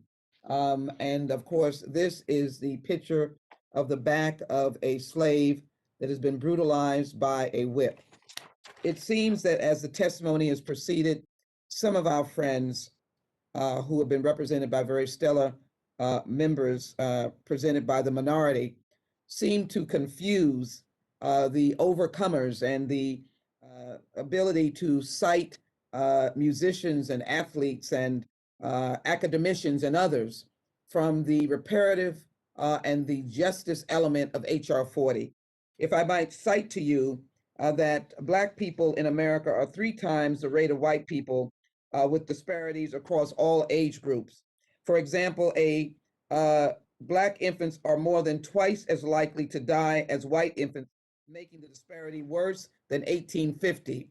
In addition, when heads of white households who only have a high school diploma are sitting are in a class are almost 10 times more wealth with a high school diploma as a white high school graduate than Black households with the same level of education. This is in the current 21st century. In addition, the gap between Black and white wealth is as large today as it was in 1968. Can you comment, Professor, on this question as I present to you? How do you feel the International Decade can be utilized to advance the cause of reparatory justice for the people of African descent in the United States? But I would appreciate it if you would incorporate this glaring disparity today that continued from slavery of disparities in the life expectancy of an infant compared to a white infant, and of course the gaps of wealth that continue today. Thank you. Thank you very much, Congresswoman, for this invitation to weigh in further. So you're absolutely right to point out that within the United Nations system, which the US is a part, we are in the International Decade for People of African Descent. And the purpose of this decade is in part to recognize persisting human rights violations against people of African descent, including in the United States, that have not been addressed. And many of these human rights violations are rooted in racial discrimination that is a legacy of colonialism and enslavement. And so we are in a very important time. We're almost halfway through the decade, and measures like HR 40, I think, are an essential way of fulfilling some of the goals of the decade, of the International Decade of People of African Descent. The images that you shared are truly terrifying, and the statistics that you also shared, I think, are also terrifying and heartbreaking. And I think they speak to 2 things. One is that reparations is about addressing injustices against individuals. So when you show me the image of the people who were lynched under the International Convention for the Elimination of Racial Discrimination, victims of racial injustices such as those are entitled to reparations for the harms that those individuals experienced. But even beyond that, reparations is about undoing structures of racial injustice that are a result of legacy and legacies of enslavement, such that pointing to individuals who are Black, who have succeeded, who are people of African descent, and who are descendants even of slaves, and pointing to their successes can't negate the fact that we have persisting structures of injustice that have to be addressed, including through a reparations frame. And so I think it's important to keep sight both of remedying individual harms, undoing structures of injustice that are connected to legacies of slavery, and taking the opportunity of taking this action within the International Decade for people of African descent. Thank you, Professor. Mr. Howard, we've heard that our minority witnesses agree that African Americans, other indigenous people have built this country. In light of all the various entities that unjustly profited from the unpaid labor of African descendants, how might the HR Commission address this issue? And how would you respond to those who say reparations are simply about money? Mr. Howard? Thank you, Congressman, for that question. Yes, we in COBRA has historically stated that there are 5 basic injury areas that reparations must deal with. The first is the injury area of the criminal injustice system. As we know that what happened with George Floyd exposed it, and the police terror around this country exposed what is going on a daily basis with Black people in this country. And so that must be addressed. The second injury area is that of education. The Congressman, the chair, Congressman Cohen, talked about the disparity in education. I think that one of the witnesses for the Republicans also talked about the disparities in education. Those type of things have to be addressed under reparations. We have to be restored. The third area is the wealth gap and the poverty gap. Those can be, there was a study by the Citibank that stated that $16 trillion could have been infused into the economy if reparations would have been initiated 20 years ago. $16 trillion. Most of that from business revenue of the Black community if there was access to capital, as other businesses are given access to capital. And so that is reparations that doesn't actually affect the check. Also, we look at the health disparities, health injury area. We know that not only is our physical health, not only is our mental health and emotional health, but also our physical health has been challenged as a result of the historical traumas that we've experienced. Historical traumas can affect the ongoing and compounded trauma that our children are facing. It could also affect the reason why many of us have these pre-existing illnesses that COVID attacked. And then finally, our peoplehood. We have to address the foundational root cause of the atrocities that have been committed in this country against Black people, and that is that there's some notion built into the minds of whites that they are superior, and conversely, into the minds of Blacks that they are inferior, or in the minds of whites that Blacks are inferior. And so this speaks to the root of the cultural challenges, the cultural harms that would have been committed against our people. So all of these things have to be addressed under an HR 40 commission, not just the aspect of giving cash to an individual. Thank you. Thank you very much, Mr. Howard. Our ranking member, Mr. Johnson, has yielded. He was present at the beginning of the hearing, and so we're delighted now to yield 5 minutes to Mr. Owens. Mr. Owens, you're recognized for 5 minutes. Thank you so much. I think I'm going to start asking my questions in a second, but I'd like just to bring back a little bit of history, because I think history is really important as we talk about our past and where a lot of our evils have happened. And it's not been an American problem. It's been pretty specific. When you think about where slavery began, where segregation, where Jim Crow, there's always the Democratic Party. Earlier, we mentioned the 40 acres and a mule. That was ended by a Democratic president, Andrew Johnson. We talked about the KKK. That was a Democratic terrorist organization that actually was ended at the end of 1880s, but brought back again by Woodrow Wilson in 1915. And by the way, the lynching that we're talking about is horrendous. 4,700 people died by the hands of mobs. 1,300 of those were whites. Italians and Catholics, because we're looking at a people that were just angry, evil people that hated anything that was different from them. So I think it's important to keep that in mind. And if we want to talk about reparations, let's look more specifically in terms of the people that actually did it. It was not Americans. Americans fought against that. That's why we end up winning and defeating slavery, because so many Americans have decided it was an evil thing to finish up. So I wanted to make that point. Mr. Elder, I have a question. Last year, prior to the pandemic, the strength of the U.S. economy helped all Americans, most notably minority Americans. In fact, in CNBC in 2019 said African-American unemployment hit the lowest ever in the history of our country, from a peak in 2010 of 16.6%.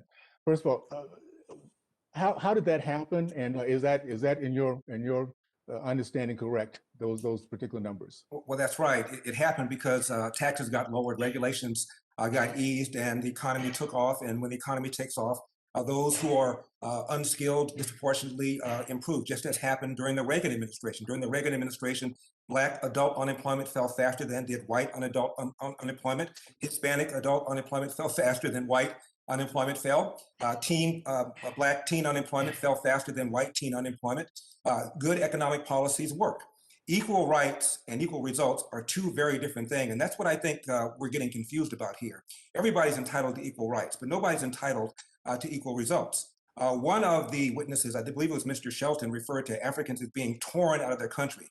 Well, according to Harvard's Henry Louis Gates, that's not how it happened at all. 90% of Africans were sold by African chieftains who conquered them in tribes, sold to European slavers and to Arab slavers. And speaking of Arab slavers, the Arab slave trade took place centuries before the European slave trade did and lasted longer, and the death rate was much, much higher. So as we talk about who pays who, this is going to be one of the greatest generational transfers of wealth back and forth, because virtually every people on the face of the earth was involved in slavery. Europeans enslaved Europeans, Africans enslaved Africans, as mentioned. Native Americans even enslaved Native Americans, Asians enslaved Asians. In fact, white Muslim slavers took more whites out of the Mediterranean than European slavers took blacks out of Africa to North America. So figuring out who owes what is going to be a hell of an achievement. Now, I've been in radio and TV for some 35 years. And during that time, I have been unsuccessful in getting some of these Black leaders on my program. Al Sharpton won't come on, Jesse Jackson won't come on, Farrakhan won't come on. I will give Congressman Jackson Lee credit because she did come on my show several years ago. You may not remember it, Congresswoman, but she did come on several years ago. And one of the leaders I was able to get on was Kwesi Mfume, who's now back in Congress. He was then the president of the NAACP, having left Congress. And I said, Mr. Mfume, as between the presence of white racism or the absence of Black fathers, which poses the bigger threat to the Black community? Without missing a beat, he said the absence of Black fathers. In 1915, 18% of Blacks were born outside of wedlock. That number now is almost 70%. I think most of us would agree that there was greater racism in 1950 than right now. We're not having a discussion about whether or not the welfare state has incentivized women to marry the government and incentivize men to abandon their financial and moral responsibility. And it was Barack Obama who said, a kid raised without a father is 5 times more likely to be poor and commit crime, 9 times more likely to drop out of school, 20 times more likely to end up in jail. Why aren't we having a discussion about the absence of Black fathers and all of the unintended consequences that flow through that? Congressman Owens mentioned the high schools in Baltimore where 0% can do math at grade level. Actually, it's 13 public high schools in Baltimore where 0% of kids can do math at grade level, and another half a dozen where only 1% can. Now, Baltimore is a city where in 2015, Freddie Gray died in police custody, as you know. The mayor was Black. Number 1 and number 2 running the police department, Black. City council, all Democrat, majority Black. 3 of the 6 cops who were charged, Black. The gentleman has expired. I'll allow the witness to complete his answer. Okay. Thank you. The judge before whom 2 of the officers tried the case was Black. The state attorney who blocked the charges against the officers was Black. The U.S. attorney was Black. And the president of the United States is Black. And we're talking about systemic institutional racism. To me, it's crazy. Thank you, Mr. Elder. And we are certainly appreciative of your words. And we well know that all of those suggestions that you've made is exactly what a commission does. It is fact-finding. it repairs, and it develops proposals. I'm delighted now to yield to a longstanding supporter of HR 40 and the chairman of the full committee, Mr. Nadler of New York. Mr. Nadler, you're recognized for 5 minutes. Thank you very much, Madam Chair. Secretary Weber, through your efforts, the state of California passed legislation to establish a task force to study and develop reparation proposals for African Americans. How do you envision the structure and operation of a reparations commission or task force? And can you highlight the key differences between the California approach and that of HR 40? Well, you know, the California approach is kind of modeled after HR 40, and it was passed last year, and we're currently in the process of selecting the members of the task force. It is a task force that is the governor's task force that will have the governor select individuals from that he thinks should be a member of. It's a 9-person task force.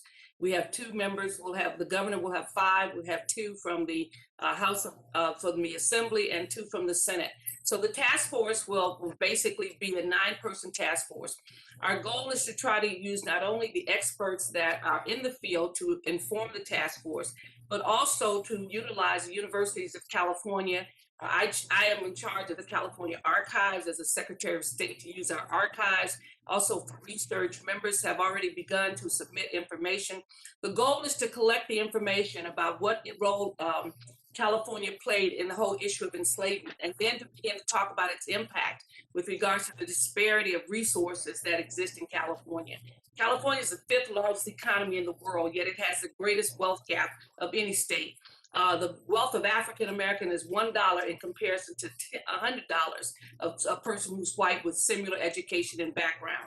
And so when we look at that, this group will begin to form discussions concerning it. This is not the first effort at reparations. In the past, there have been a couple of bills that have passed with reparations looking at California's insurance policies, also how the insurance industry benefited financially from reparations. It's also had, so we have our insurance commissioner who's compiling data and information with regards to that. This group will then begin to, after they have had a number of hearings, we plan to also have hearings that will educate California so the people in California understand what has happened with reparations. Too often we think that the only thing we need to do is give somebody some money and everybody's okay. That is not going to be the issue with the system as deep and pervasive as slavery has been in California and across the nation.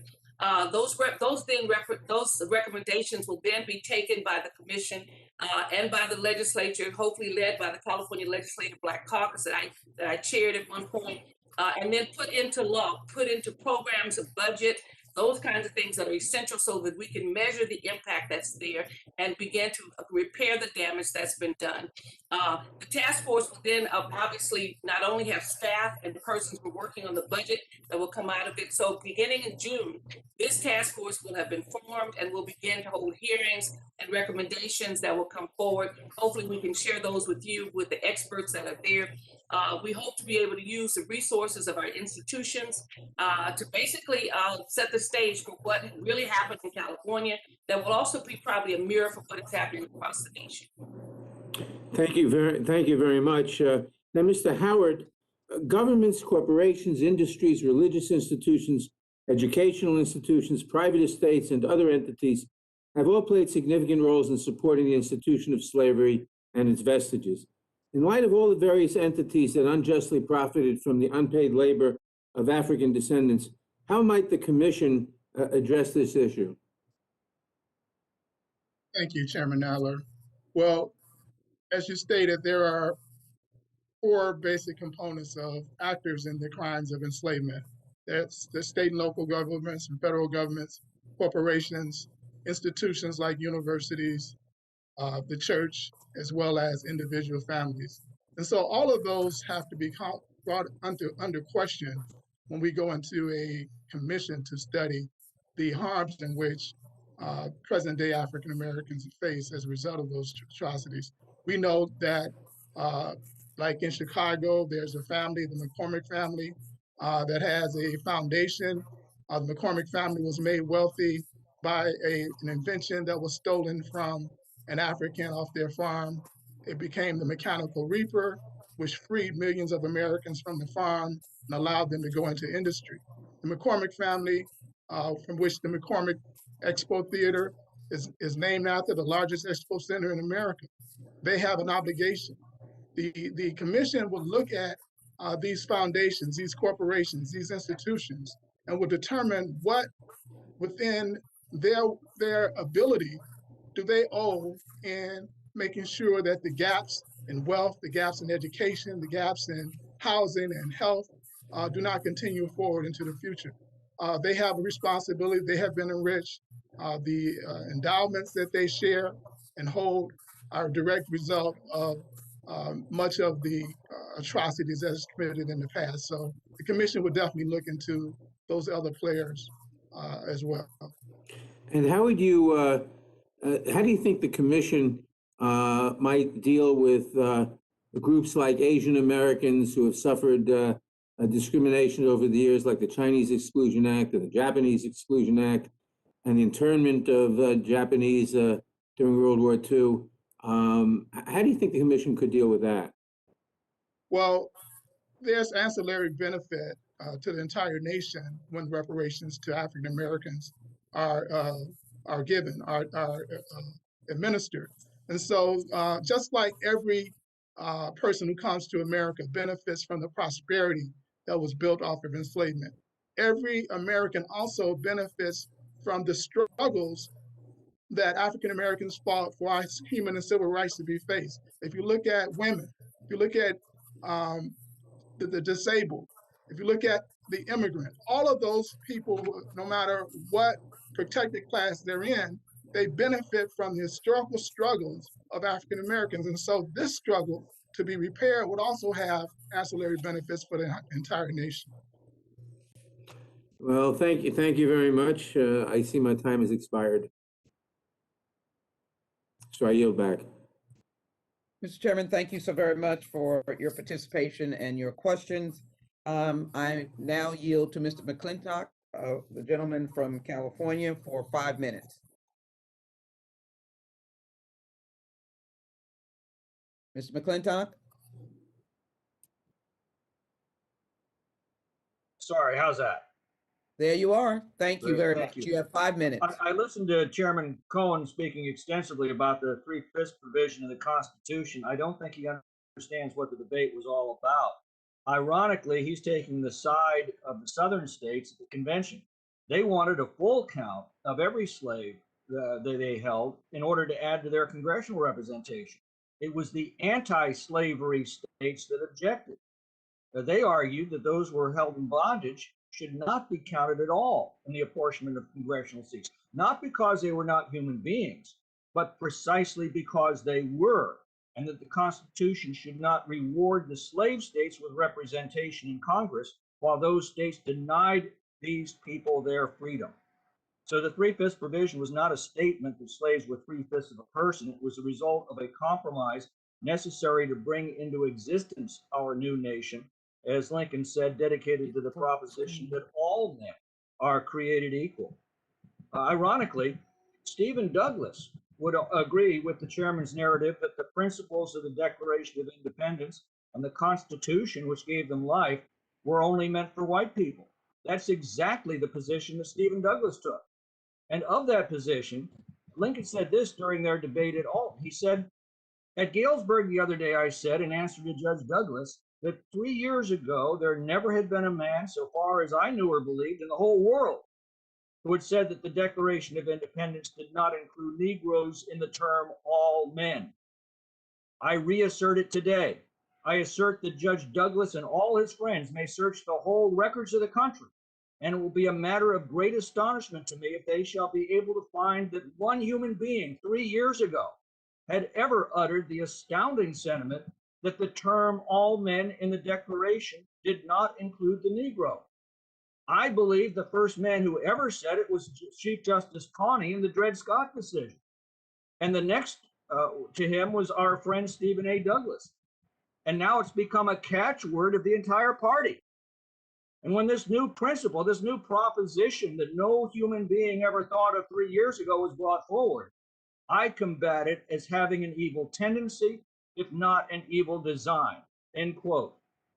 In fact, in his Cooper Union speech a year and a half later, Lincoln systematically dismantled this argument by tracing the votes of every one of the American founders who consistently opposed slavery whenever the issue arose. He meticulously documented that their vision was of a nation of free men and women of all races and religions together, enjoying the blessings of liberty and the equal protection of our laws. That vision was put in modern terms by Martin Luther King, who expressed the gold standard of racial harmony, that we should be judged by the content of our character and not the color of our skin. It is the equal protection of the law and the vision of the American founders, of Abraham Lincoln, of Martin Luther King, of a colorblind society that is now directly under attack by measures like this. I can't imagine a more divisive, polarizing, or unjust measure than one that would, by government force, require people who never owned slaves to pay reparations to those who never were slaves, based not on anything they'd done, but because of what race they were born. Fortunately, we have a constitution that forbids such an injustice. Some of those provisions were won by hundreds of thousands of Americans like my ancestor, James H. Ewing of the 3rd Iowa Volunteer Infantry Regiment. He was 24 years old when he was killed on April 6, 1862 at Pittsburgh Landing on the first day of what became known as the Battle of Shiloh. In the words of his brother, James gave up his life at the Battle of Shiloh, fighting to save our free government. Yes, there are racists in our society. There are racists of all colors in every society. It is the baser side of human nature. But no nation has struggled harder to transcend that nature and isolate and marginalize its racists than have Americans. Racism is the practice of according rights and privileges not based on equality under the law, but rather according to what race a person was born. The measure before us today exemplifies that practice, and Lincoln was right. It is evil in both its tendency and its design. And with that, I'll yield to my friend Larry Elder for any closing thoughts he might have. Congressman, thank you so much. I agree with, of course, everything you said. And Congressman Cohen did completely butcher the 3/5 argument, and thank you for correcting the record. He also referred to a civil rights warrior named Bayard Rustin. Bayard Rustin was an acolyte of Martin Luther King, and Bayard Rustin was both Black and gay and did not support race-based preferences. The Urban League at the time was run by Whitney Young. Whitney Young supported a 10-year period of time where he argued for a Marshall Plan for Black people. Again, 10-year period of time. This was 1965, so it would have long since been over had the board approved it, but they didn't. One board member said, "Are you crazy? Here we are telling America to be fair, and you're telling, quote, you're telling Americans to, quote, hire Negroes just because they're Negroes, close quote. We oppose it." So this is completely divisive.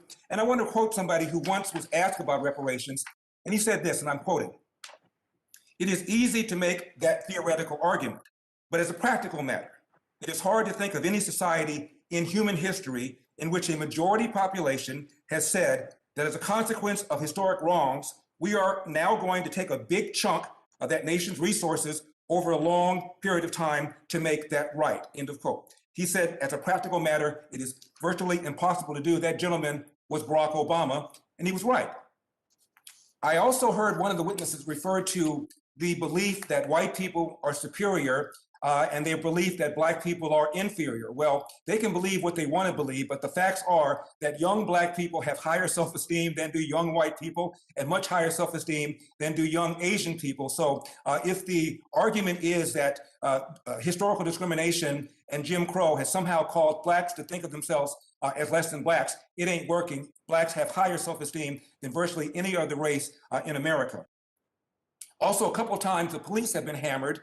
Let me just mention that a few days ago, a man was in his backyard minding his own business. Apparently, he fit the description of a man. Time has expired. The gentleman's time has expired. Thank you. And now it's my pleasure to recognize a new member of this committee, an outstanding new member from North Carolina. I recognize the gentlelady, Ms. Ross, for 5 minutes.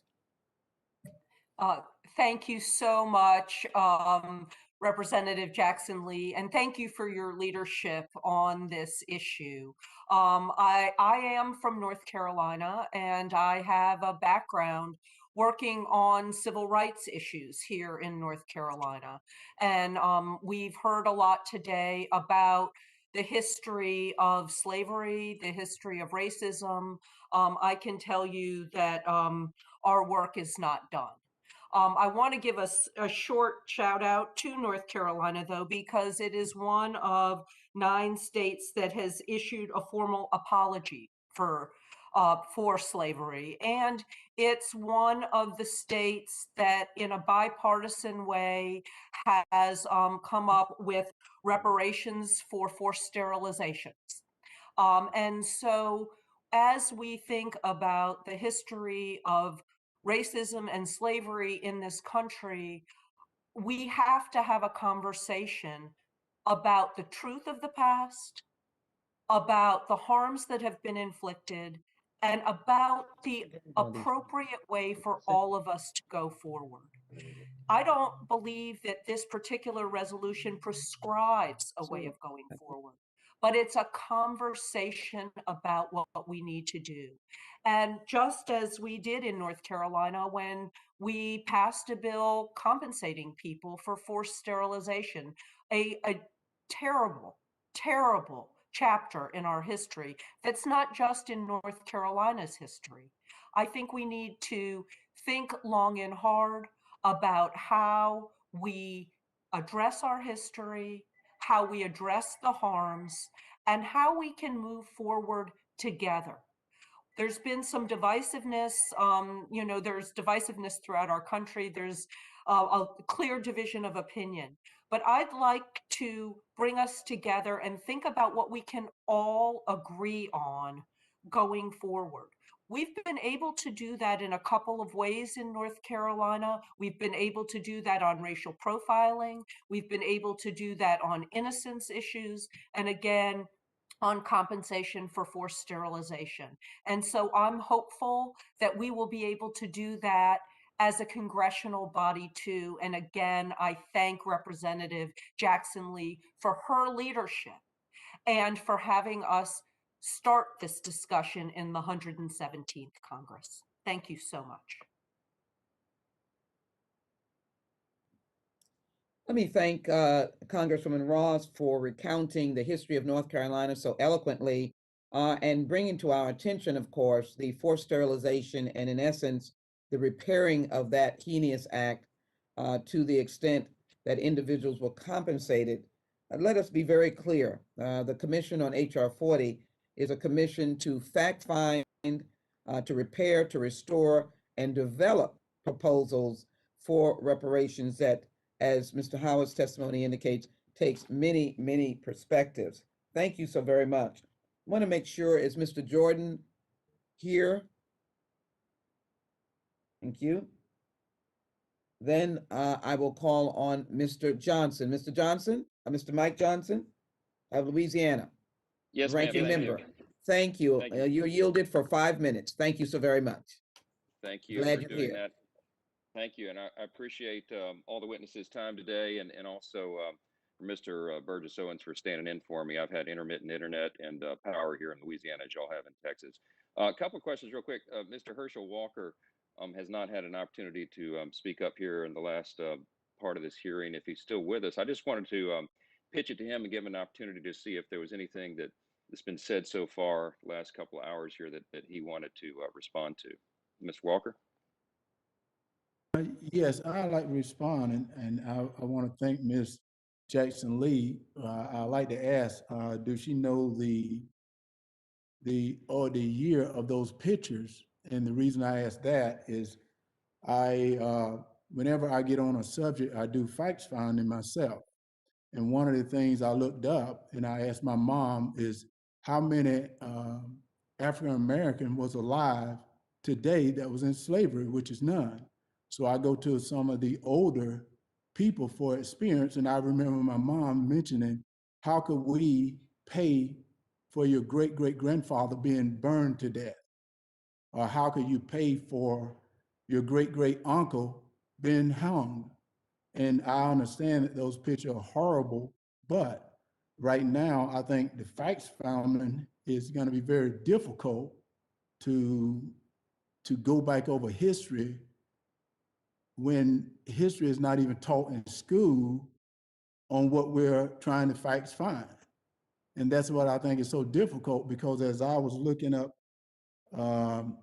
reparation, which I've been doing for the last year, it is very, very difficult to find facts on different things of the African-American history. And I think that's what's going to be very difficult in what we're doing right now. I appreciate that response. Let me ask you, I know you're passionate about this and you give a lot of motivational speeches to young people and all that. Are there better ways that you think to uplift minority communities and provide opportunities for success than this idea of direct payments of taxpayer dollars? I mean, just in general, what do you say to young people to inspire them in that way? Well, one of the things I say to young people to inspire them is, first of all, and I say, you know, the hard truth is, and I say this, and I don't mean to offend anyone, but I say the African-American community have to come together as a group to take care of our own. That's one of the biggest problems we have. We will not take care of our own. You know, I said we cannot, as myself, who grew up in South Georgia, leave that community and leave all the African-American kids behind without inspiring them that they can be me. And I think the way we do this is we get back to remembering where we came from. And you have to be responsible. You know, a lot of things we mentioned today, no one talked about responsibility. You know, I'm from the deep South. I know about racism. And a matter of fact, you know, we talked about the health. You know, everyone think I'm healthy, but I was diagnosed at one time as mentally unhealthy because of being bullied as a little kid, because of my weight, because of my speech. But the things that happened to me was dealing with race. And I overcame through education, which is one of the major things that I talk to the young people today is education is more important than anything in life, because when you educate yourself, you're able to see the truth for yourself. And I'm not saying that I think HR 40 is absolutely incredible, but I think to just say it's a facts founding is very difficult. And you know, facts founding a reparation, I think this is a little bit. I'm confused at the two right now. Very good. I got 34 seconds left. Let me turn to Mr. Elder real quick. You touched on and began to explain the difference between equal rights and equal results. And I think a lot of people are confused about that. I just wonder in the last 20 seconds or so, you want to articulate a little bit more about the difference between the two. Well, it's really about what Herschel Walker just now said. It's about personal responsibility. There are think tanks on the left, like the Brookings Institution, and think tanks on the right, like the American Enterprise Institute, and they agree that the way to escape poverty is to do a handful of things. Number one, finish high school. Number two, don't have a kid until you get married. Number three, get a job, keep a job, and don't quit that job until you get another job. And number four, avoid the criminal justice system. And they don't say that this formula only applies to you if you're white. They say this formula applies to anybody. Very good. I yield back, Madam Chair. Thank you very much. Thank you so very much. Your time has expired. I think to Mr. Walker and Attorney Elder, that is exactly what HR 40 is, to delve into the facts, to connect the history. And I'd only say that there is something to the heinous, vile, and vicious act of slavery that the descendants of enslaved Africans and those slaves experienced uniquely in this country. We are grateful that we have 300 organizations that are supporting that concept, but the fact-finding of HR 40 is just what is its task to respond to the concerns that have been expressed. I'd ask unanimous consent to submit into the record the letter from the LCCR, and we thank them for that letter. I'm delighted now to recognize Mr. Johnson for 5 minutes, the gentleman from Georgia. Mr. Johnson, you're recognized for 5 minutes.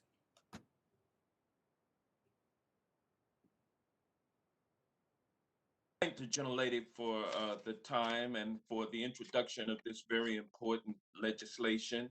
And to my friend Tom McClintock, who has a revisionist understanding of the 3/5 compromise, I would want to set the record straight that the 3/5 compromise was a way of counting slaves for purposes of apportioning how many seats in the U.S. House of Representatives the southern states would get.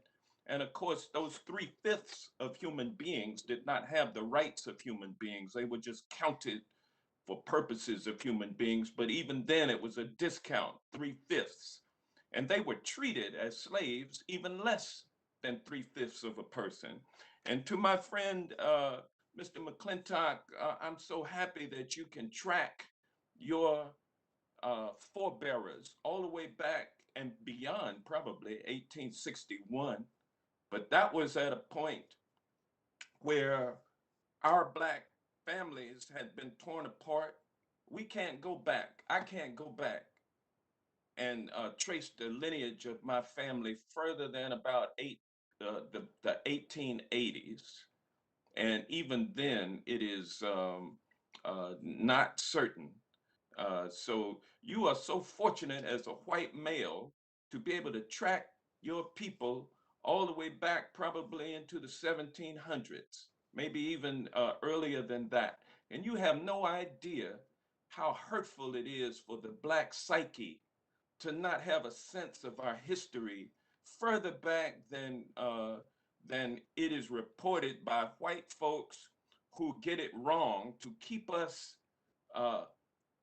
misunderstanding of our value to society. And you know, I mean, I can't express to you the psychological wounds that still exist that HR 40 would help to get at. Attorney Elder, in your response to a question from Congressman Owens, you mentioned Professor Gates at Harvard University. So I assume that you're familiar with Professor Charles Ogletree, the esteemed African-American professor at Harvard Law School. Are you not? You familiar with him? I'm aware of who he is, yes. And Professor Ogletree is a prominent advocate for reparation. And he has stated, quote, "The reparation movement should not focus on payments to individuals. The damage has been done to a group, but the damage has not been done equally within the group. The movement must therefore focus on the poorest of the poor. It must finance social recovery for the bottom stuck, providing an opportunity to address comprehensively the problems of those who have not substantially benefited from integration or affirmative action."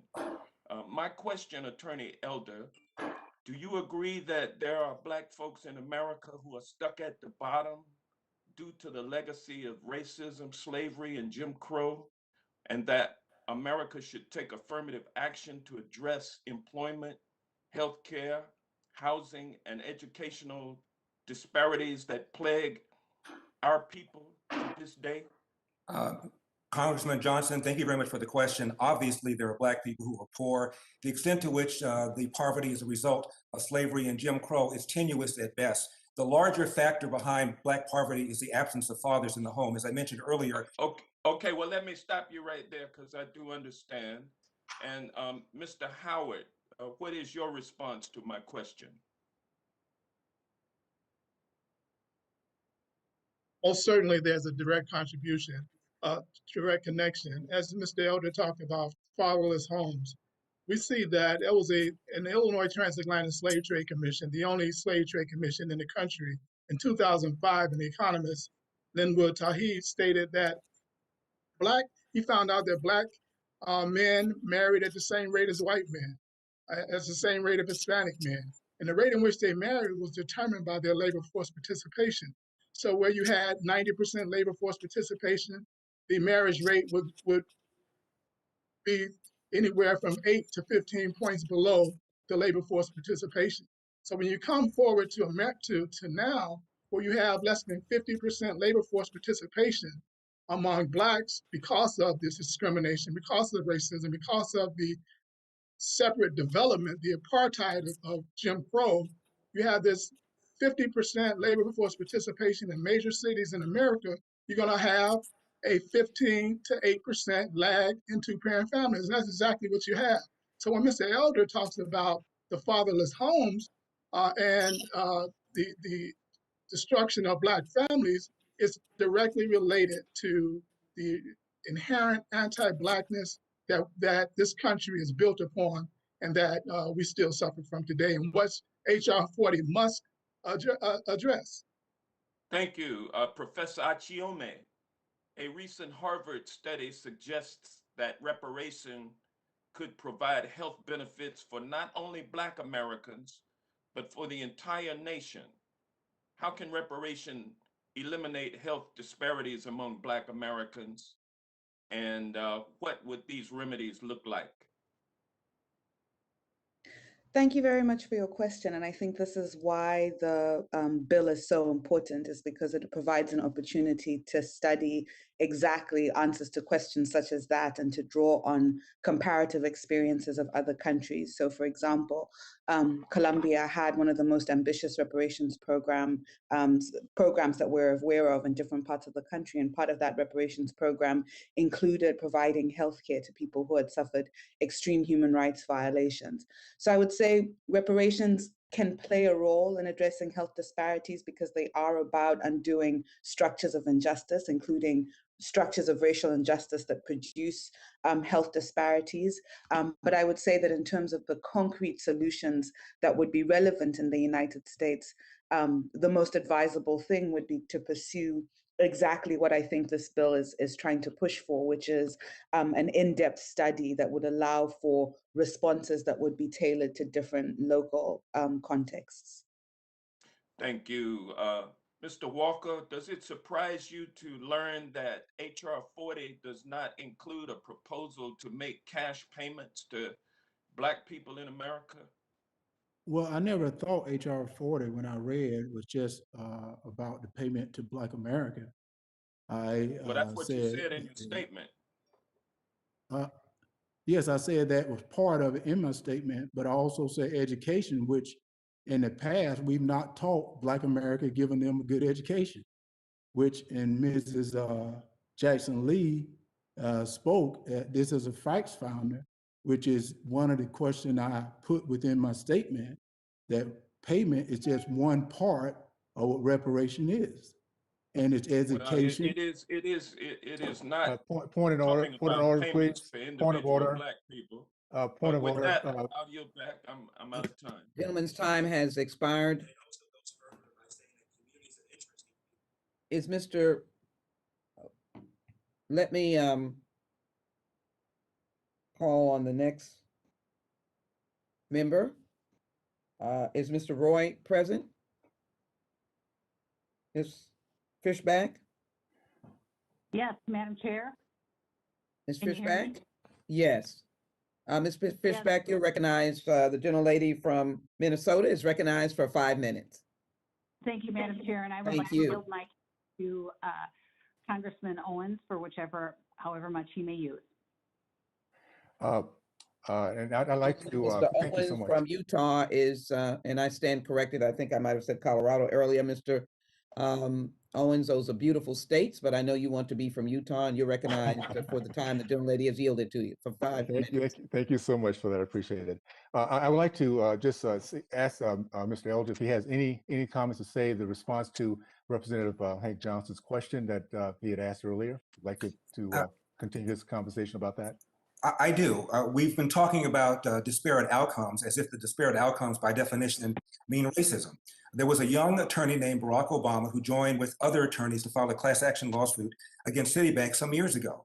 And as a result of the class action lawsuit, the Citibank agreed to grant mortgages to 186 people who had applied, turned down, and the applicants argued that they were turned down because they were Black. Well, they got the loans, and virtually nobody was able to keep up with the loans. Many of them went into default, which indicated that the bank was not discriminating against these would-be Black borrowers.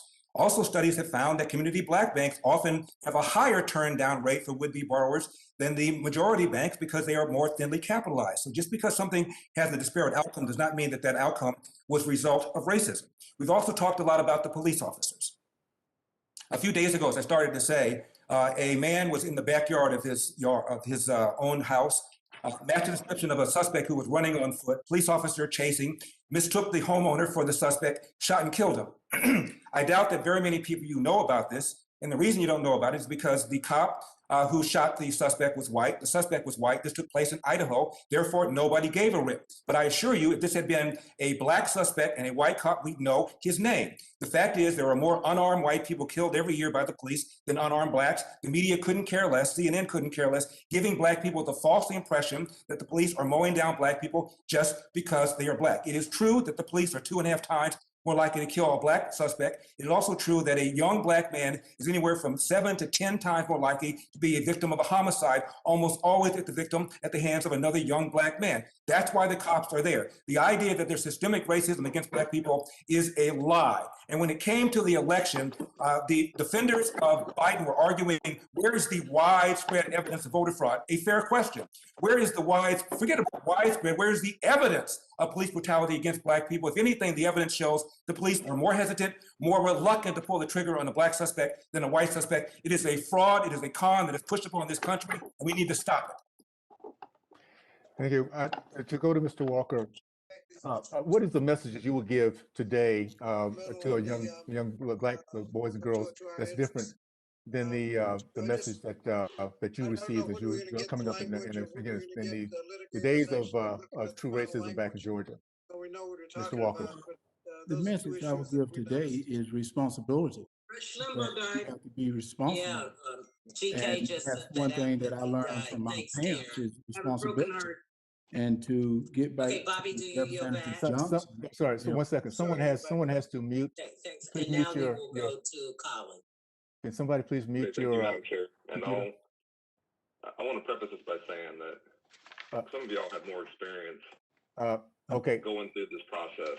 Is that Mike? In terms of redistricting than I could ever have. Okay. I don't know if there's anything we do about that, guys, to mute the background. Like there's some crosswalkers. It sounds like another hearing. I want to just briefly discuss why I think we need both voting protections in HR 1. Chairman, is there anything we can do about that, or we just kind of wade through it? Okay. It looks like somebody caught it now. Go ahead. Okay, good. All right. Go ahead, Mr. Walker. I'm sorry. Please continue, Mr. Walker. Did we lose him? I'm going to jump in here for a minute. I've been on the hearing, and I appreciate Ms. Jackson Lee chairing. I haven't kept up with the time. Where are we on the time on Mr. Owens? Can staff tell us? Mr. Owens, do you know? I don't have a timer. 1 minute and 1 minute, Mr. Chairman, and 3 seconds. All right, Mr. Owens, continue. Thank you. Okay. All right. Well, let me just is Mr. Walker still there? If not, I'll just give back my time to. Yes, I'm here. Okay. Please finish up. You have about a minute or so. I go back to Ms. Jackson Lee said that we're in a facts founder, and I go now to, as Representative Johnson was speaking, facts founding is where is the education for African American? At the same time, we facts founding of why there are serious Black on Black crime, because within my neighborhood, where I grew up, I don't experience that in Wrightsville, Georgia, but in Atlanta, Georgia, or in other large cities, that's one of the facts is that I would love to solve, to stop the Black on Black crime. Thank you. I yield back my time. Thank you. Thank you, Mr. Owens, and thank you, Ms. Jackson Lee, for chairing the committee while I was gone. We had an organizing committee meeting of natural resources, and if you don't get there and get to pick your committees, you're shut out for 2 years. But I've listened to most of the committee at the same time, so I've listened to Mr. Elder, and I've listened to Mr. Walker, and listened to Congressman McClintock and all, and I appreciate the testimony, and thank you, Ms. Jackson Lee. I think Ms. Garcia is next. Ms. Garcia, from your motel room, you're recognized. Actually, sir, it's a hotel. But nonetheless, the best part is that it is heated, and I do have power here at this hotel. No water, though. But thank you for, again, for holding this very important hearing. And thank you to all the witnesses who've taken the time to come up here today. I'm a very proud, and I'm going to repeat that, proud original co-sponsor of HR 40, because it's important that our nation heals by finding the facts, understanding the lingering effects of slavery in the United States, and finding solutions through real conversation and dialogue, and for finding successful reparation programs. I want to repeat what Mr. Johnson mentioned earlier. There's nothing in this bill that talks about payments of checks or money to anyone. This is a commission to find the facts and bring us to full healing. HR 40 is a good first step. And I want to personally thank my colleague and fellow Houstonian, Sheila Jackson Lee, for bringing this bill forward and to working together with all of us to make sure that this can come to fruition. I also applaud the Biden-Harris administration for continuing to outline its vision for advancing racial equality for all Americans who just want to live and breathe without fear. I, like many Americans and people around the world, witnessed a tumultuous period last year of civil unrest and racial injustice. While I am proud to have joined my judiciary colleagues to swiftly pass the George Floyd Justice and Policing Act, it is clear that much more work needs to be done. Without question, history has taught us time and time again that our laws must boldly affirm that Black lives matter. History has also taught us that we are stronger when we unite. But to do so, we must first learn, educate, and eliminate the root causes of racial discrimination in order to form a more perfect union. We cannot keep ignoring this as a country. We must act, and I urge everyone to support this bill. I want to also reemphasize something that Ms. Masako mentioned in her testimony, and I want to start my questions with her. She says in her written testimony that this would be a first step to justice, and it would be also a first step for healing. It's interconnected, is it not, Ms. Masako? Yes, I think we didn't quite realize at the time how important the commission was for Japanese Americans in 1981, because we really didn't know about the camp experience. We didn't hear the stories from our parents. So for the people, as I said, to actually share their pain and their experiences, and for us, their children, to hear what they had to say and continue to hear what they had to say, it was a process. It was a process that, our community doesn't like to speak about pain. They didn't want those things to be brought out, but they did. And we're still actually working on healing as a community, even 40 years later from that. It opened the door, and it helped us to understand what happened and why our parents were the way they were, why we felt the way we did about ourselves, and why our children may also feel the way they do. So yes, it was a first step towards healing. Well, and I wanted to ask Ms. Weber, in the terms of the California Commission, you say in your written testimony that you can't wait till the federal government does what we need to do. So California now has their bill in place. Do you think that other states need to do that to help build a bigger groundswell of support? Or do you think that both can work in parallel? I think they can work parallel, as we plan to do with regards to the federal bill. But no state should be held back because the feds have not moved forward. This has been a very long journey of 40 years of trying to get this bill passed, HR 40, and through Congress. And you're a much larger institution with a tremendously diverse population and being represented. In California, we had really no opposition to forming a reparations commission. In fact, we had bipartisan support for it. And we've gotten overwhelming support from organizations and others who are eager for us to have the conversation about reparations, about the history of California, California's role in enslavement, and to begin to talk about addressing a lot of the issues that we face.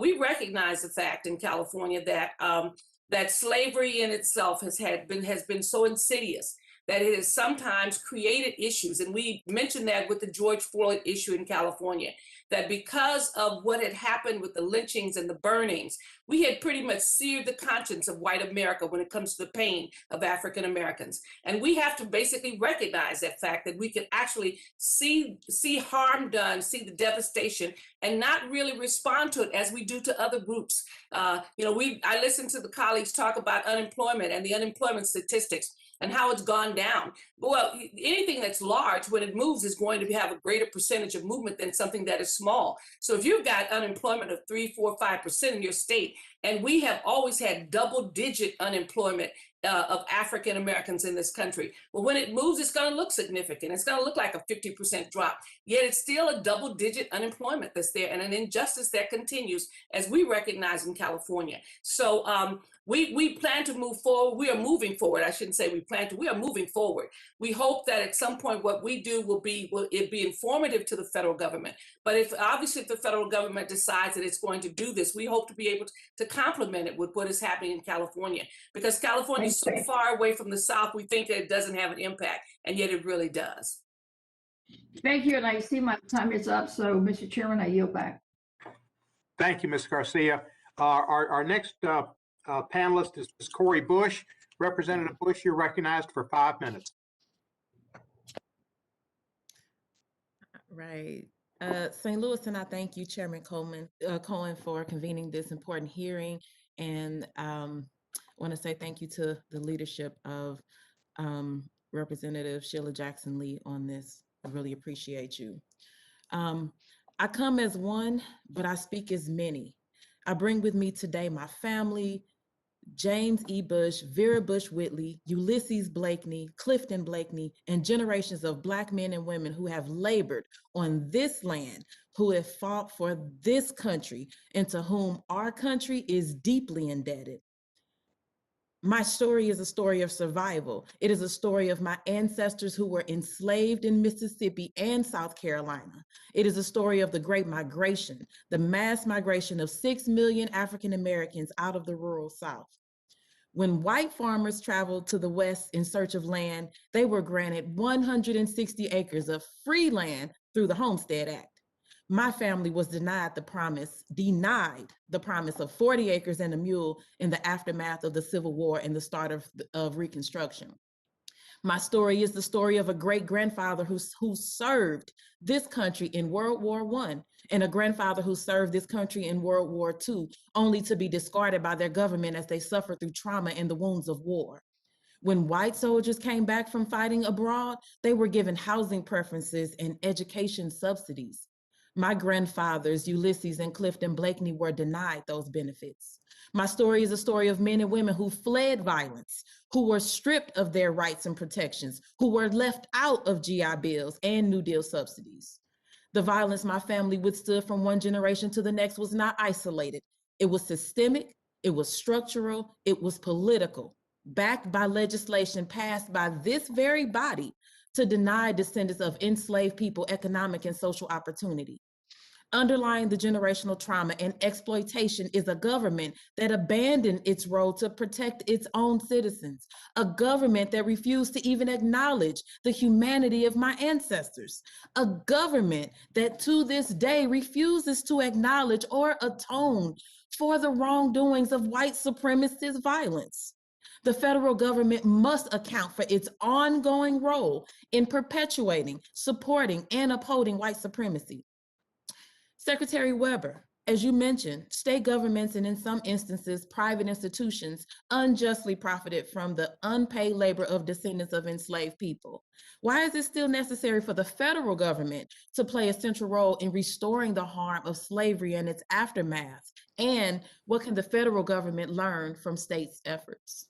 Well, clearly the federal government oftentimes protects the laws in the various states that have been put forth. You have the ultimate authority to determine the legality and of issues that are there. So oftentimes we appeal to the federal courts and obviously have those courts reject the issues and therefore perpetuate the kind of injustices that do continue to exist. The federal government has a significant role. The laws that were created in this land and endorsed by the Supreme Court, the separate but equal laws, all of those things actually enforce the kind of treatment and racism that exists. The refusal to basically try individuals who had engaged in lynching in this country, the violation of people's human rights. You have whole books with pictures of people who lynched individuals face forward, looking at you, knowing who they were, and no one has ever been tried for any of the lynchings found in the books that we have, enormous books on Without Sanctuary, where every example is an example of lynching that occurred face forward, where people took pride and made postcards out of lynching that existed. And as a result, no one has ever been tried for any of those lynchings that were there. And of course, so when we look at it, the federal government has a significant role to play. We hope that when we look at the things that are there, like the insurance industry is regulated by the federal government, it's regulated by states, but also by the federal government. And so it condones the behavior and the discriminatory practices that existed in the various states. We hope in California to be able to demonstrate not only an ability to look at the injustices, to see what has occurred, but also to fashion a response to it that is deeper and long-term. And as pointed out, we've never talked about money, but obviously money is in everything. And it's not about giving money. It's about making sure that the programs that exist basically can effectively address this long-standing situation that has been in African-American life. And so the federal government has a significant role to play. And we hope in the state that we will do our part as a state, as a large state with resources to begin to address the issue. But others should also be looking carefully at themselves. And surely that we hope that the federal government will support the efforts and the recommendations we make concerning what a state should do, and maybe even what the role the federal government should play in assisting the state in accomplishing its goals. That's my time. Thank you, and I yield back. Thank you, Representative Bush. I now recognize myself for 5 minutes. And first, I want to say that when I mentioned earlier in my testimony, my first 5 minutes, I mentioned seeing these movies that were Chadwick Boseman's movies.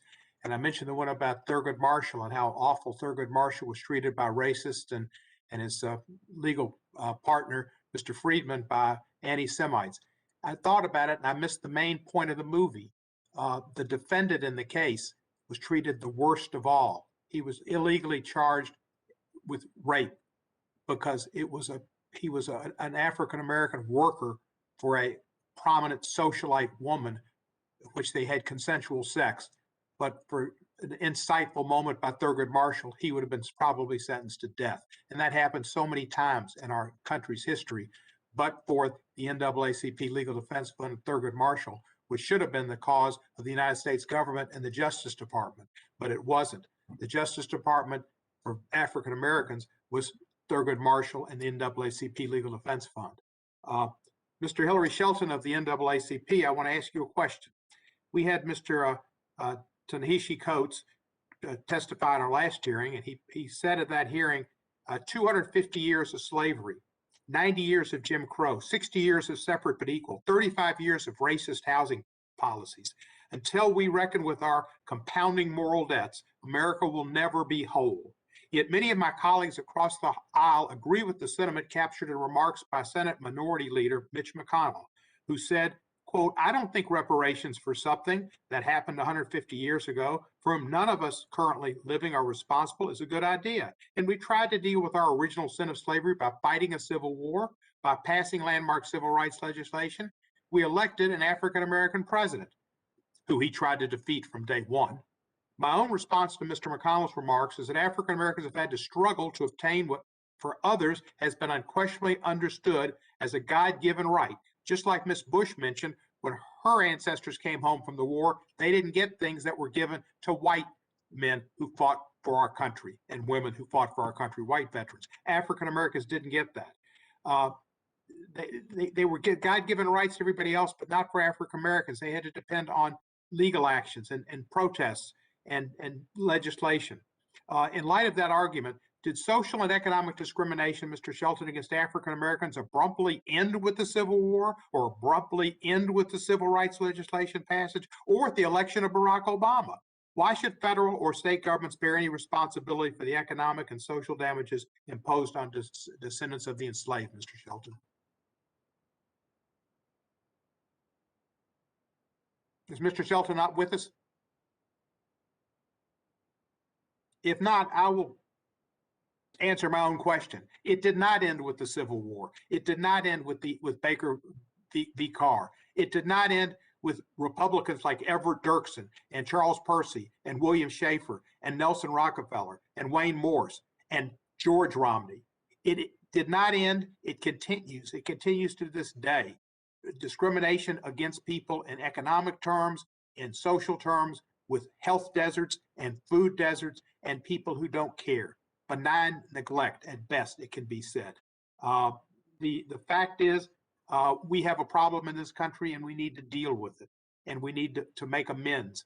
And reparations is not necessarily money, as Mr. Johnson pointed out. It's a study, and it's not just slavery, which some of the witnesses have talked about. Nobody here alive, there's no slaves alive. It's about slavery and the consequences of slavery. It's about Jim Crow and what happened through Jim Crow, and separate and unequal. Plessy versus Ferguson, that bled into this country's core and was not challenged by most people. I've seen it when I was a young person in Memphis. I saw discrimination and I couldn't understand it.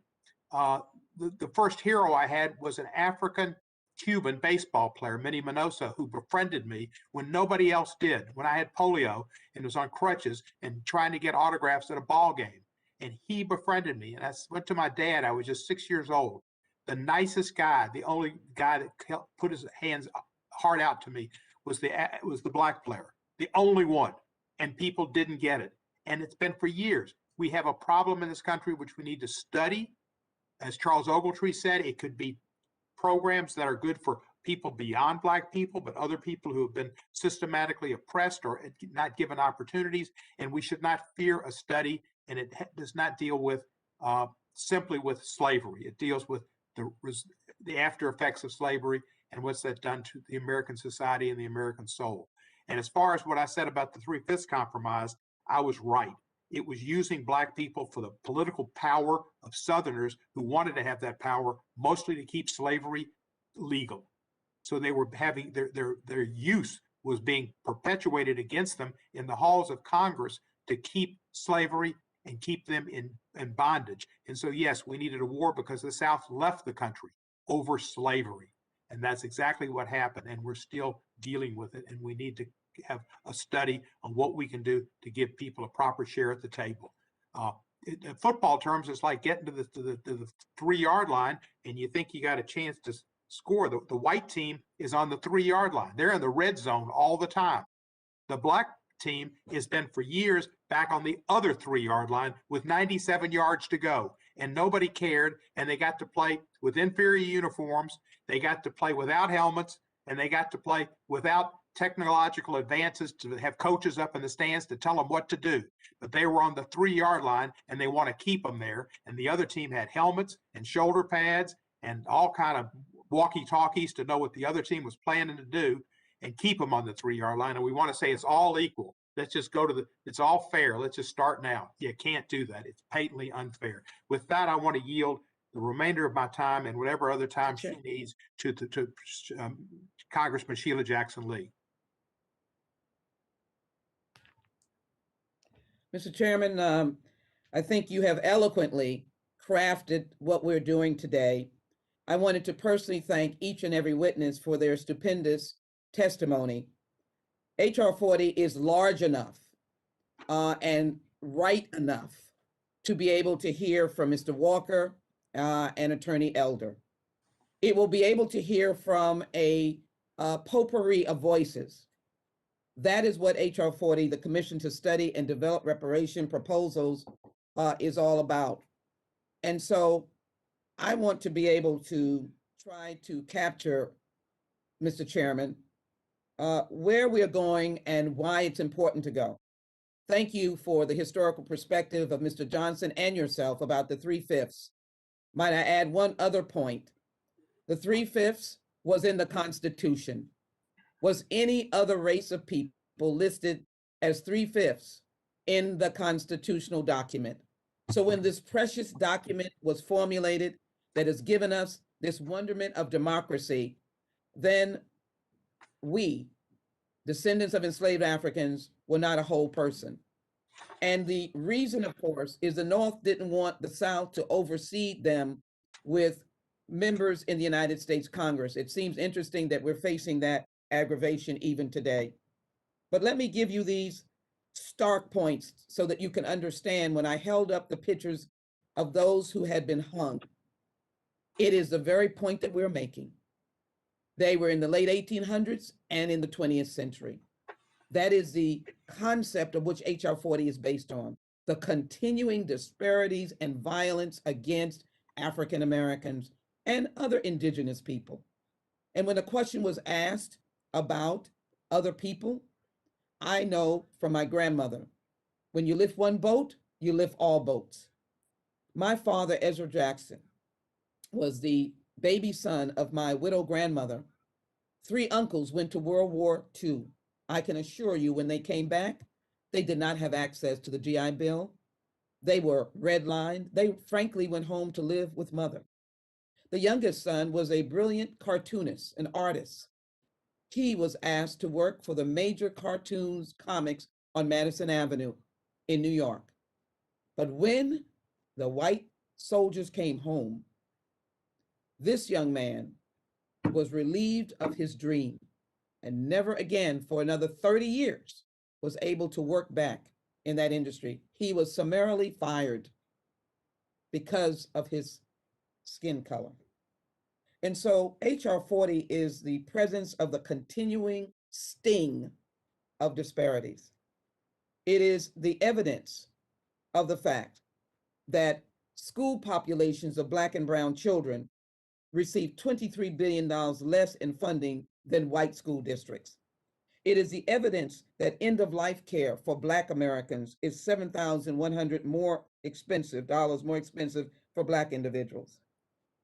It is the fact that Black people are more than 6 times as likely as white people to languish behind bars for possessing drugs for personal use, even though Black and white people use drugs the same.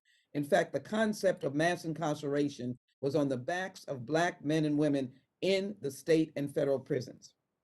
So I want to raise this question with Ms. Masoki, because we thank the Japanese Americans for their strong support of HR 40. We apologize to them for the unnatural internment that they faced in the 1940s of patriotic Japanese Americans. We have received 300 letters from Japanese Americans in support of HR 40. We are aware of the fact that Japanese Americans under a Republican president had the Civil Liberties Act, which was signed into law by President Reagan, and received a reparation. Would you share with us the fact that this legislation, HR 40, if I might use the term, is mainstream and is relevant to today as it was relevant to you and the Japanese Americans in 1988, shortly thereafter John Conyers introduced this bill. And I'm glad in his leaving the Congress, he was kind enough to pass to me his legacy and ask me to carry this bill. Ms. Masoki, if I've got it right, would you share with that point about the support of Japanese Americans and these 300 letters and the feeling that came over you in 1988 to receive the Civil Liberties Act signed by a Republican president? I think that our community mobilized very quickly to submit those 300 letters. And I am really proud of our community because I think we understood and understand the lesson of redress and of the Civil Liberties Act, and that is solidarity with others. And to communicate the fact that you said, yes, it is mainstream. We won redress in 1988, and we didn't think we could. but we did with support of the whole country, enough to pass. And, we thank the African-American community and other communities who came in solidarity with us. But this government paid redress out of its treasury to people that were victimized in 1942. So it is something that can be done and should be done. And we wholeheartedly support HR 40 and want to continue to support and see that it passes, because it's for the passage of Civil Liberties Act of 1988 meant a lot to our community. It meant that we could hold our head up high to say that our government apologized, was accountable, and that we were not, it was an injustice. It acknowledged that and continued to educate people today around that injustice. Thank you. Thank you. Let me have my last question to Ms. Heath. The Harvard study has reaffirmed the fact that documented, peer-reviewed document that indicated that in fact, if reparations had been implemented before COVID-19, we might not have had this definitive and deadening and deadly imbalance. And so we know that the U.S. Centers for Disease Control, Black people get COVID-19 at a rate nearly 1.5 times higher than that of white, are hospitalized at a rate of 4 times higher, and 3 times are likely to die from the disease. And so I would be interested, Ms. Heath, in how might the commission assess the impact of poor water, poor sanitation, healthcare infrastructure on African-American communities, and should there be a focus on environmental and health impacts on children? As you speak, I just want to again hold up the back of a slave that was brutally beaten by his master. And so that pain, that brutality continues. Ms. Heath, would you answer that question, please? Thank you for the question, Congresswoman. You're absolutely right, and thank you for citing and lifting up the Harvard Medical Research's study that reveals if reparations, were administered, the gaps of infection as well as deaths would have been closed for the Black community, but more broadly for the U.S. And I think that speaks largely to this vestige of slavery and the denial of healthcare, which came, in the institution of slavery, but thereafter in the form of other federal policies, segregationist policies, such as redlining, which happened in 239 cities across the U.S., which basically divided communities along race and class lines and made those resources historically have been disinvested in those communities, particularly low-income and Black neighborhoods. So we absolutely need to look at healthcare specific reparations remedies. As you know, the same disease is going around and affecting all of us, but some of us are dying and being affected more. And that means we're looking at life expectancy rates within the US and being Black people being 4 years less likely to live. There's also rates of asthma, heat stroke, diabetes, obesity, maternal health care, access to prenatal care that would help assist in terms of preventing preventable diseases and preventable deaths. And so that's why we need healthcare reparations specific, because Black people are living in poor neighborhoods, attending lower resource schools, as well as lower quality healthcare facilities and hospitals with higher rates of ambulance use, because there's no access to a broad range of practitioners that are dealing with these healthcare issues. So there's going to have to be a wide range of look at discrimination as a result of several government federal policies. Point of order. Point of order. The gentlelady from Texas is going over time. Is it possible I get 2 minutes to conclude also? Yeah, Mr. Cohen, Chairman Cohen, Yeah, I've got a menagerie of devices here, but Mr. Owens, you'll be recognized for 2 minutes afterwards. Thank you. Thank you so Ms. much. Lee, are you about finished? Ms. Thank you, Jackson? Mr. Cohen. Mr. Howard wanted to comment. Would you be kind enough to indulge Mr. Howard, who wanted to comment I will at this indulge time, and you. then I'll conclude my remarks. I will indulge you. Thank you. All right, thank you. And I know Mr. Owens will have his time as a ranking member. Mr. Howard, may I pose to you a question that responds directly to the picture that I'm holding of a brutalized slave who shows the webs of the beating of their master, and note the term that I used, that was the terminology that slaves were subjected to. They were the slave, and then they were the masters. And that's what we had here in this country, of which we have never received an apology or a response. I want to yield to you and say, we're not asking our neighbors to do anything. We're saying to the federal government that it was sanctioned. This is a legal commission to go through legal process of how we address these issues. But would you just address this, and then I will close. Mr. Howard, you want to address this now? Thank you, Congresswoman Jackson Lee. That picture, most people may have seen that picture and some may have not, but that picture was a picture of a man by the name of Gordon. Gordon received that beating at the time of the Civil War.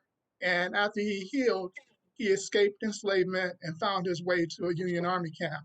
And it was there at that Union Army camp where that picture was taken after his examination to be enlisted into the Union Army to fight for the freedom of 4 million other of his enslaved brothers and sisters who were enshackled in America. And after joining the Union Army, Gordon went out on patrol and was beaten a second time and left for dead, but found his way back again to the Union Army and participated in one of the first major, the first major battle in Louisiana that was won by Black Union soldiers. So it's in that spirit that we continue the struggle to be repaired today, in the spirit of Gordon. And I just wanted to lift up his name. Thank you, Congressman. Thank you.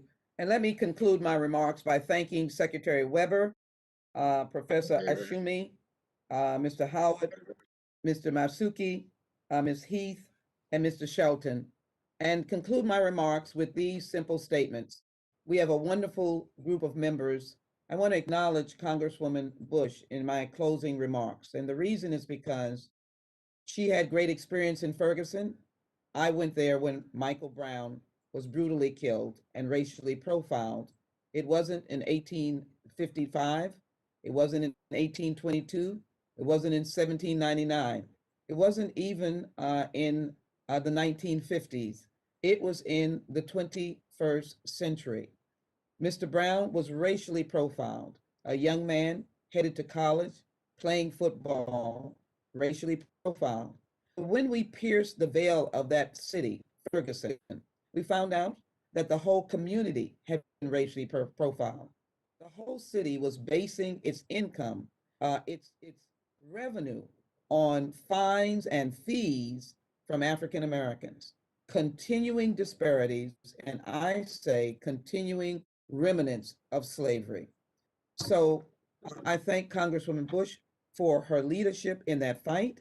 I'm glad she is here, but that is a very prime example of what continues to happen in the 21st century. I believe good Americans, and they're everywhere. This is a good country. It is a special country. It is a country that loves democracy, will welcome H.R. 40 and the healing, reparative aspects of this commission. And so the final question to all of us is why we can't wait. And Robert F. Kennedy asked the question when he was asked, when people ask me why, I ask why not. That is what we're saying today. When people ask us why, I say why not. And when they ask us what time, I say why we can't wait. I'm delighted to have had this opportunity, and I yield back. Thank you very much. Mr. Owens, you've been patient, and if you would like 2 minutes, 3 minutes, 4 minutes, even 5 minutes, you've got it. First down, 10 yards to go. You recognize, Mr. Owens. Thank you, Mr. Chairman, and I love the football analogy. It's something I still relate to years later. Let me just, first of all, I want to thank Mr. Elder and Mr. Walker for their time, and just give a minute or two, just to quickly, if you have any conclusions that you might want to give, so I can wrap this up on my side. Mr. Walker first, anything that you just want to quickly add before we close this out?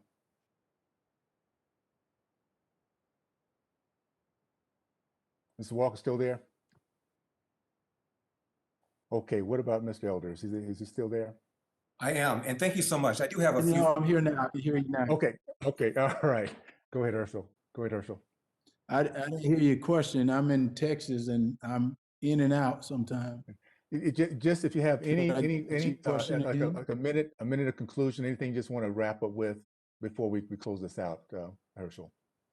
Well, I think I'd like to know, yes, one of the major thing I asked here is HR 40, as I said earlier, I think it's very, very important.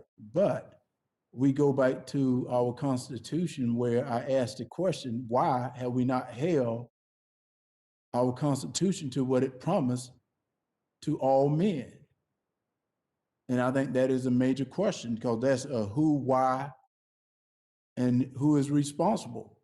And I think once we can figure out who is responsible for not holding the Constitution to what it promised to all men, we solve the problems and we heal the nation by healing all races, not just healing one. Because we demonize one group, and I think that is going to be, that is a problem, because I do believe in forgiveness and going forward together, as Dr. Martin Luther King mentioned about brotherhood, kinship. Okay, thank you, Ms. Walker. Mr. Elder? Just a few quick things.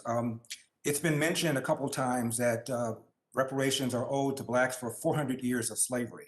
Well, America was founded in 1787 and slavery ended in 1865. So that's substantially less than 400 years. It's also been mentioned that America has yet to atone for slavery. Well, remember that Lyndon Johnson launched the so-called War on Poverty in 1965. He specifically talked about the need to redress past grievances for Blacks. Since then, we've spent over $22 trillion in payments to fight the so-called War on Poverty. Also, Mr. Cohen mentioned the wonderful story about Minnie Minoso. I remember Minnie Minoso. He's a great ball player. I'd like to give you a story too and conclude with this. I was in law school in 1974, 1975. I'm visiting my aunt who lives in Southfield, Michigan, right outside Detroit. And she and I are talking. The doorbell rings. A gentleman comes who's about 40 years old, a friend of my aunt's. And he came in, he sat down as my aunt and I were talking. I was talking to my aunt about the classes I was taking, what I intended to do after I got out of law school. I looked up, and this 40-year-old Black man was crying. I thought maybe I said something to offend him. I looked up and I said, "Excuse me, did I say something that bothered you?" He said, "No. I just wanted to be a lawyer too. And I had the potential to do it. I didn't take responsibility. I got caught up in too much jackassery and I blew my opportunity." I went to school with a lot of young Japanese kids, Korean kids, and Chinese kids. They all had something in common. They busted their butts in homework. You look at a graph of who does homework in America, Blacks are outdone by Hispanics, who are outdone by whites, who are outdone by Asians. There's a reason that Japanese Americans, Chinese Americans, and Korean Americans make more money per capita than do white Americans. They work hard, they don't complain, they take responsibility, and I would urge all of Americans to follow that example. Thank you so much, Mr. Elder. I just want to wrap up just with this little bit of history real quick, guys. I was real blessed again to grow up in a household where my dad had returned from war. I'm not sure what the other experiences were on the call here, but the experiences of my dad and his brothers was that they came back from war and they were able to take advantage of GI Bill. They actually he came back. He could not get his postgraduate degree in Texas, where he grew up, because of Jim Crow laws. I ran across a box of letters when he passed away 8 years ago of rejection letters across this country. But what that generation did, they looked at that kind of rejection as motivation. He continued until he got to Ohio State, where he got his PhD in agronomy. His brother got his PhD in economics. He went on and 3 years later is in Africa doing research. Now, I want to ask you, how many white Americans in middle 1950s were living in Liberia, Africa, and I was a 5-year-old kid at the time, with their parents doing research, traveling around the country. That's because that nation, that generation took advantage of every opportunity they had, and they never felt sorry for themselves. They were out to win by commanding respect from those who needed to see them win. So Dad came back. He was a 40 years of professor at Florida A&M, a very successful entrepreneur, researcher, a great mentor, and the most important thing, he taught us that you work hard, you work harder than the next guy, you start harder than the next guy, and you win in that process. That's the message we have to give. And I would ask that our Congresswoman, Congresswoman Jackson Lee, instead of showing something 200 years ago, how about showing a picture of my dad? That generation of great men and women who really went through the toughest of time, grew up in the Depression, went through this true segregation, the KKK, and they did not let it stop them. They led our nation, as I mentioned before, in all the categories of success because they understood that their kids deserve to see success full-fledged. We need to take the time, instead of opening up past wounds, what's happening today to our kids? What are the policies that's happening in California that makes us such a high misery index in everything you can think of, from education to families to crime? California is a place that should be showing all of us in terms of a liberal democratic state of how the policies work. The policies are not working. And at the end of the day, there's those policies that we have to look at, not the past, because together we put the right policies where everybody has the same opportunities for life, living, the pursuit of happiness, and we can show everyone how great our country has always been in terms of opportunities and where we're going in the future. So please use my dad's picture, and I'll send it to anyone who needs it in terms of what we're doing today, instead of what happened 200 years ago from strangers we don't know. He's an example, and Larry's dad could say the same. I can go across the board. Anybody who grew up during the 50s and 60s understands what the greatest generation looked like, and they were not people who felt sorry for themselves, and they would be upset to hear that they've been looked at as victims today, because they were victors in a big way, and they're great examples of what the American dream really is all about. With that, I yield back. Thank you, Mr. Owens. I appreciate your testimony. I appreciate all the members of the committee and particularly the witnesses. They have given their perspectives. We've had a complete discussion of this issue and people support and against and for the reasons, and it's good that we have such hearings. Thank everybody for appearing. It's an important hearing. Without objection, all members will have 5 legislative days to submit additional questions for the witnesses or additional materials for the record. With that, I declare this hearing concluded and adjourned. Bang. Done. The whistle.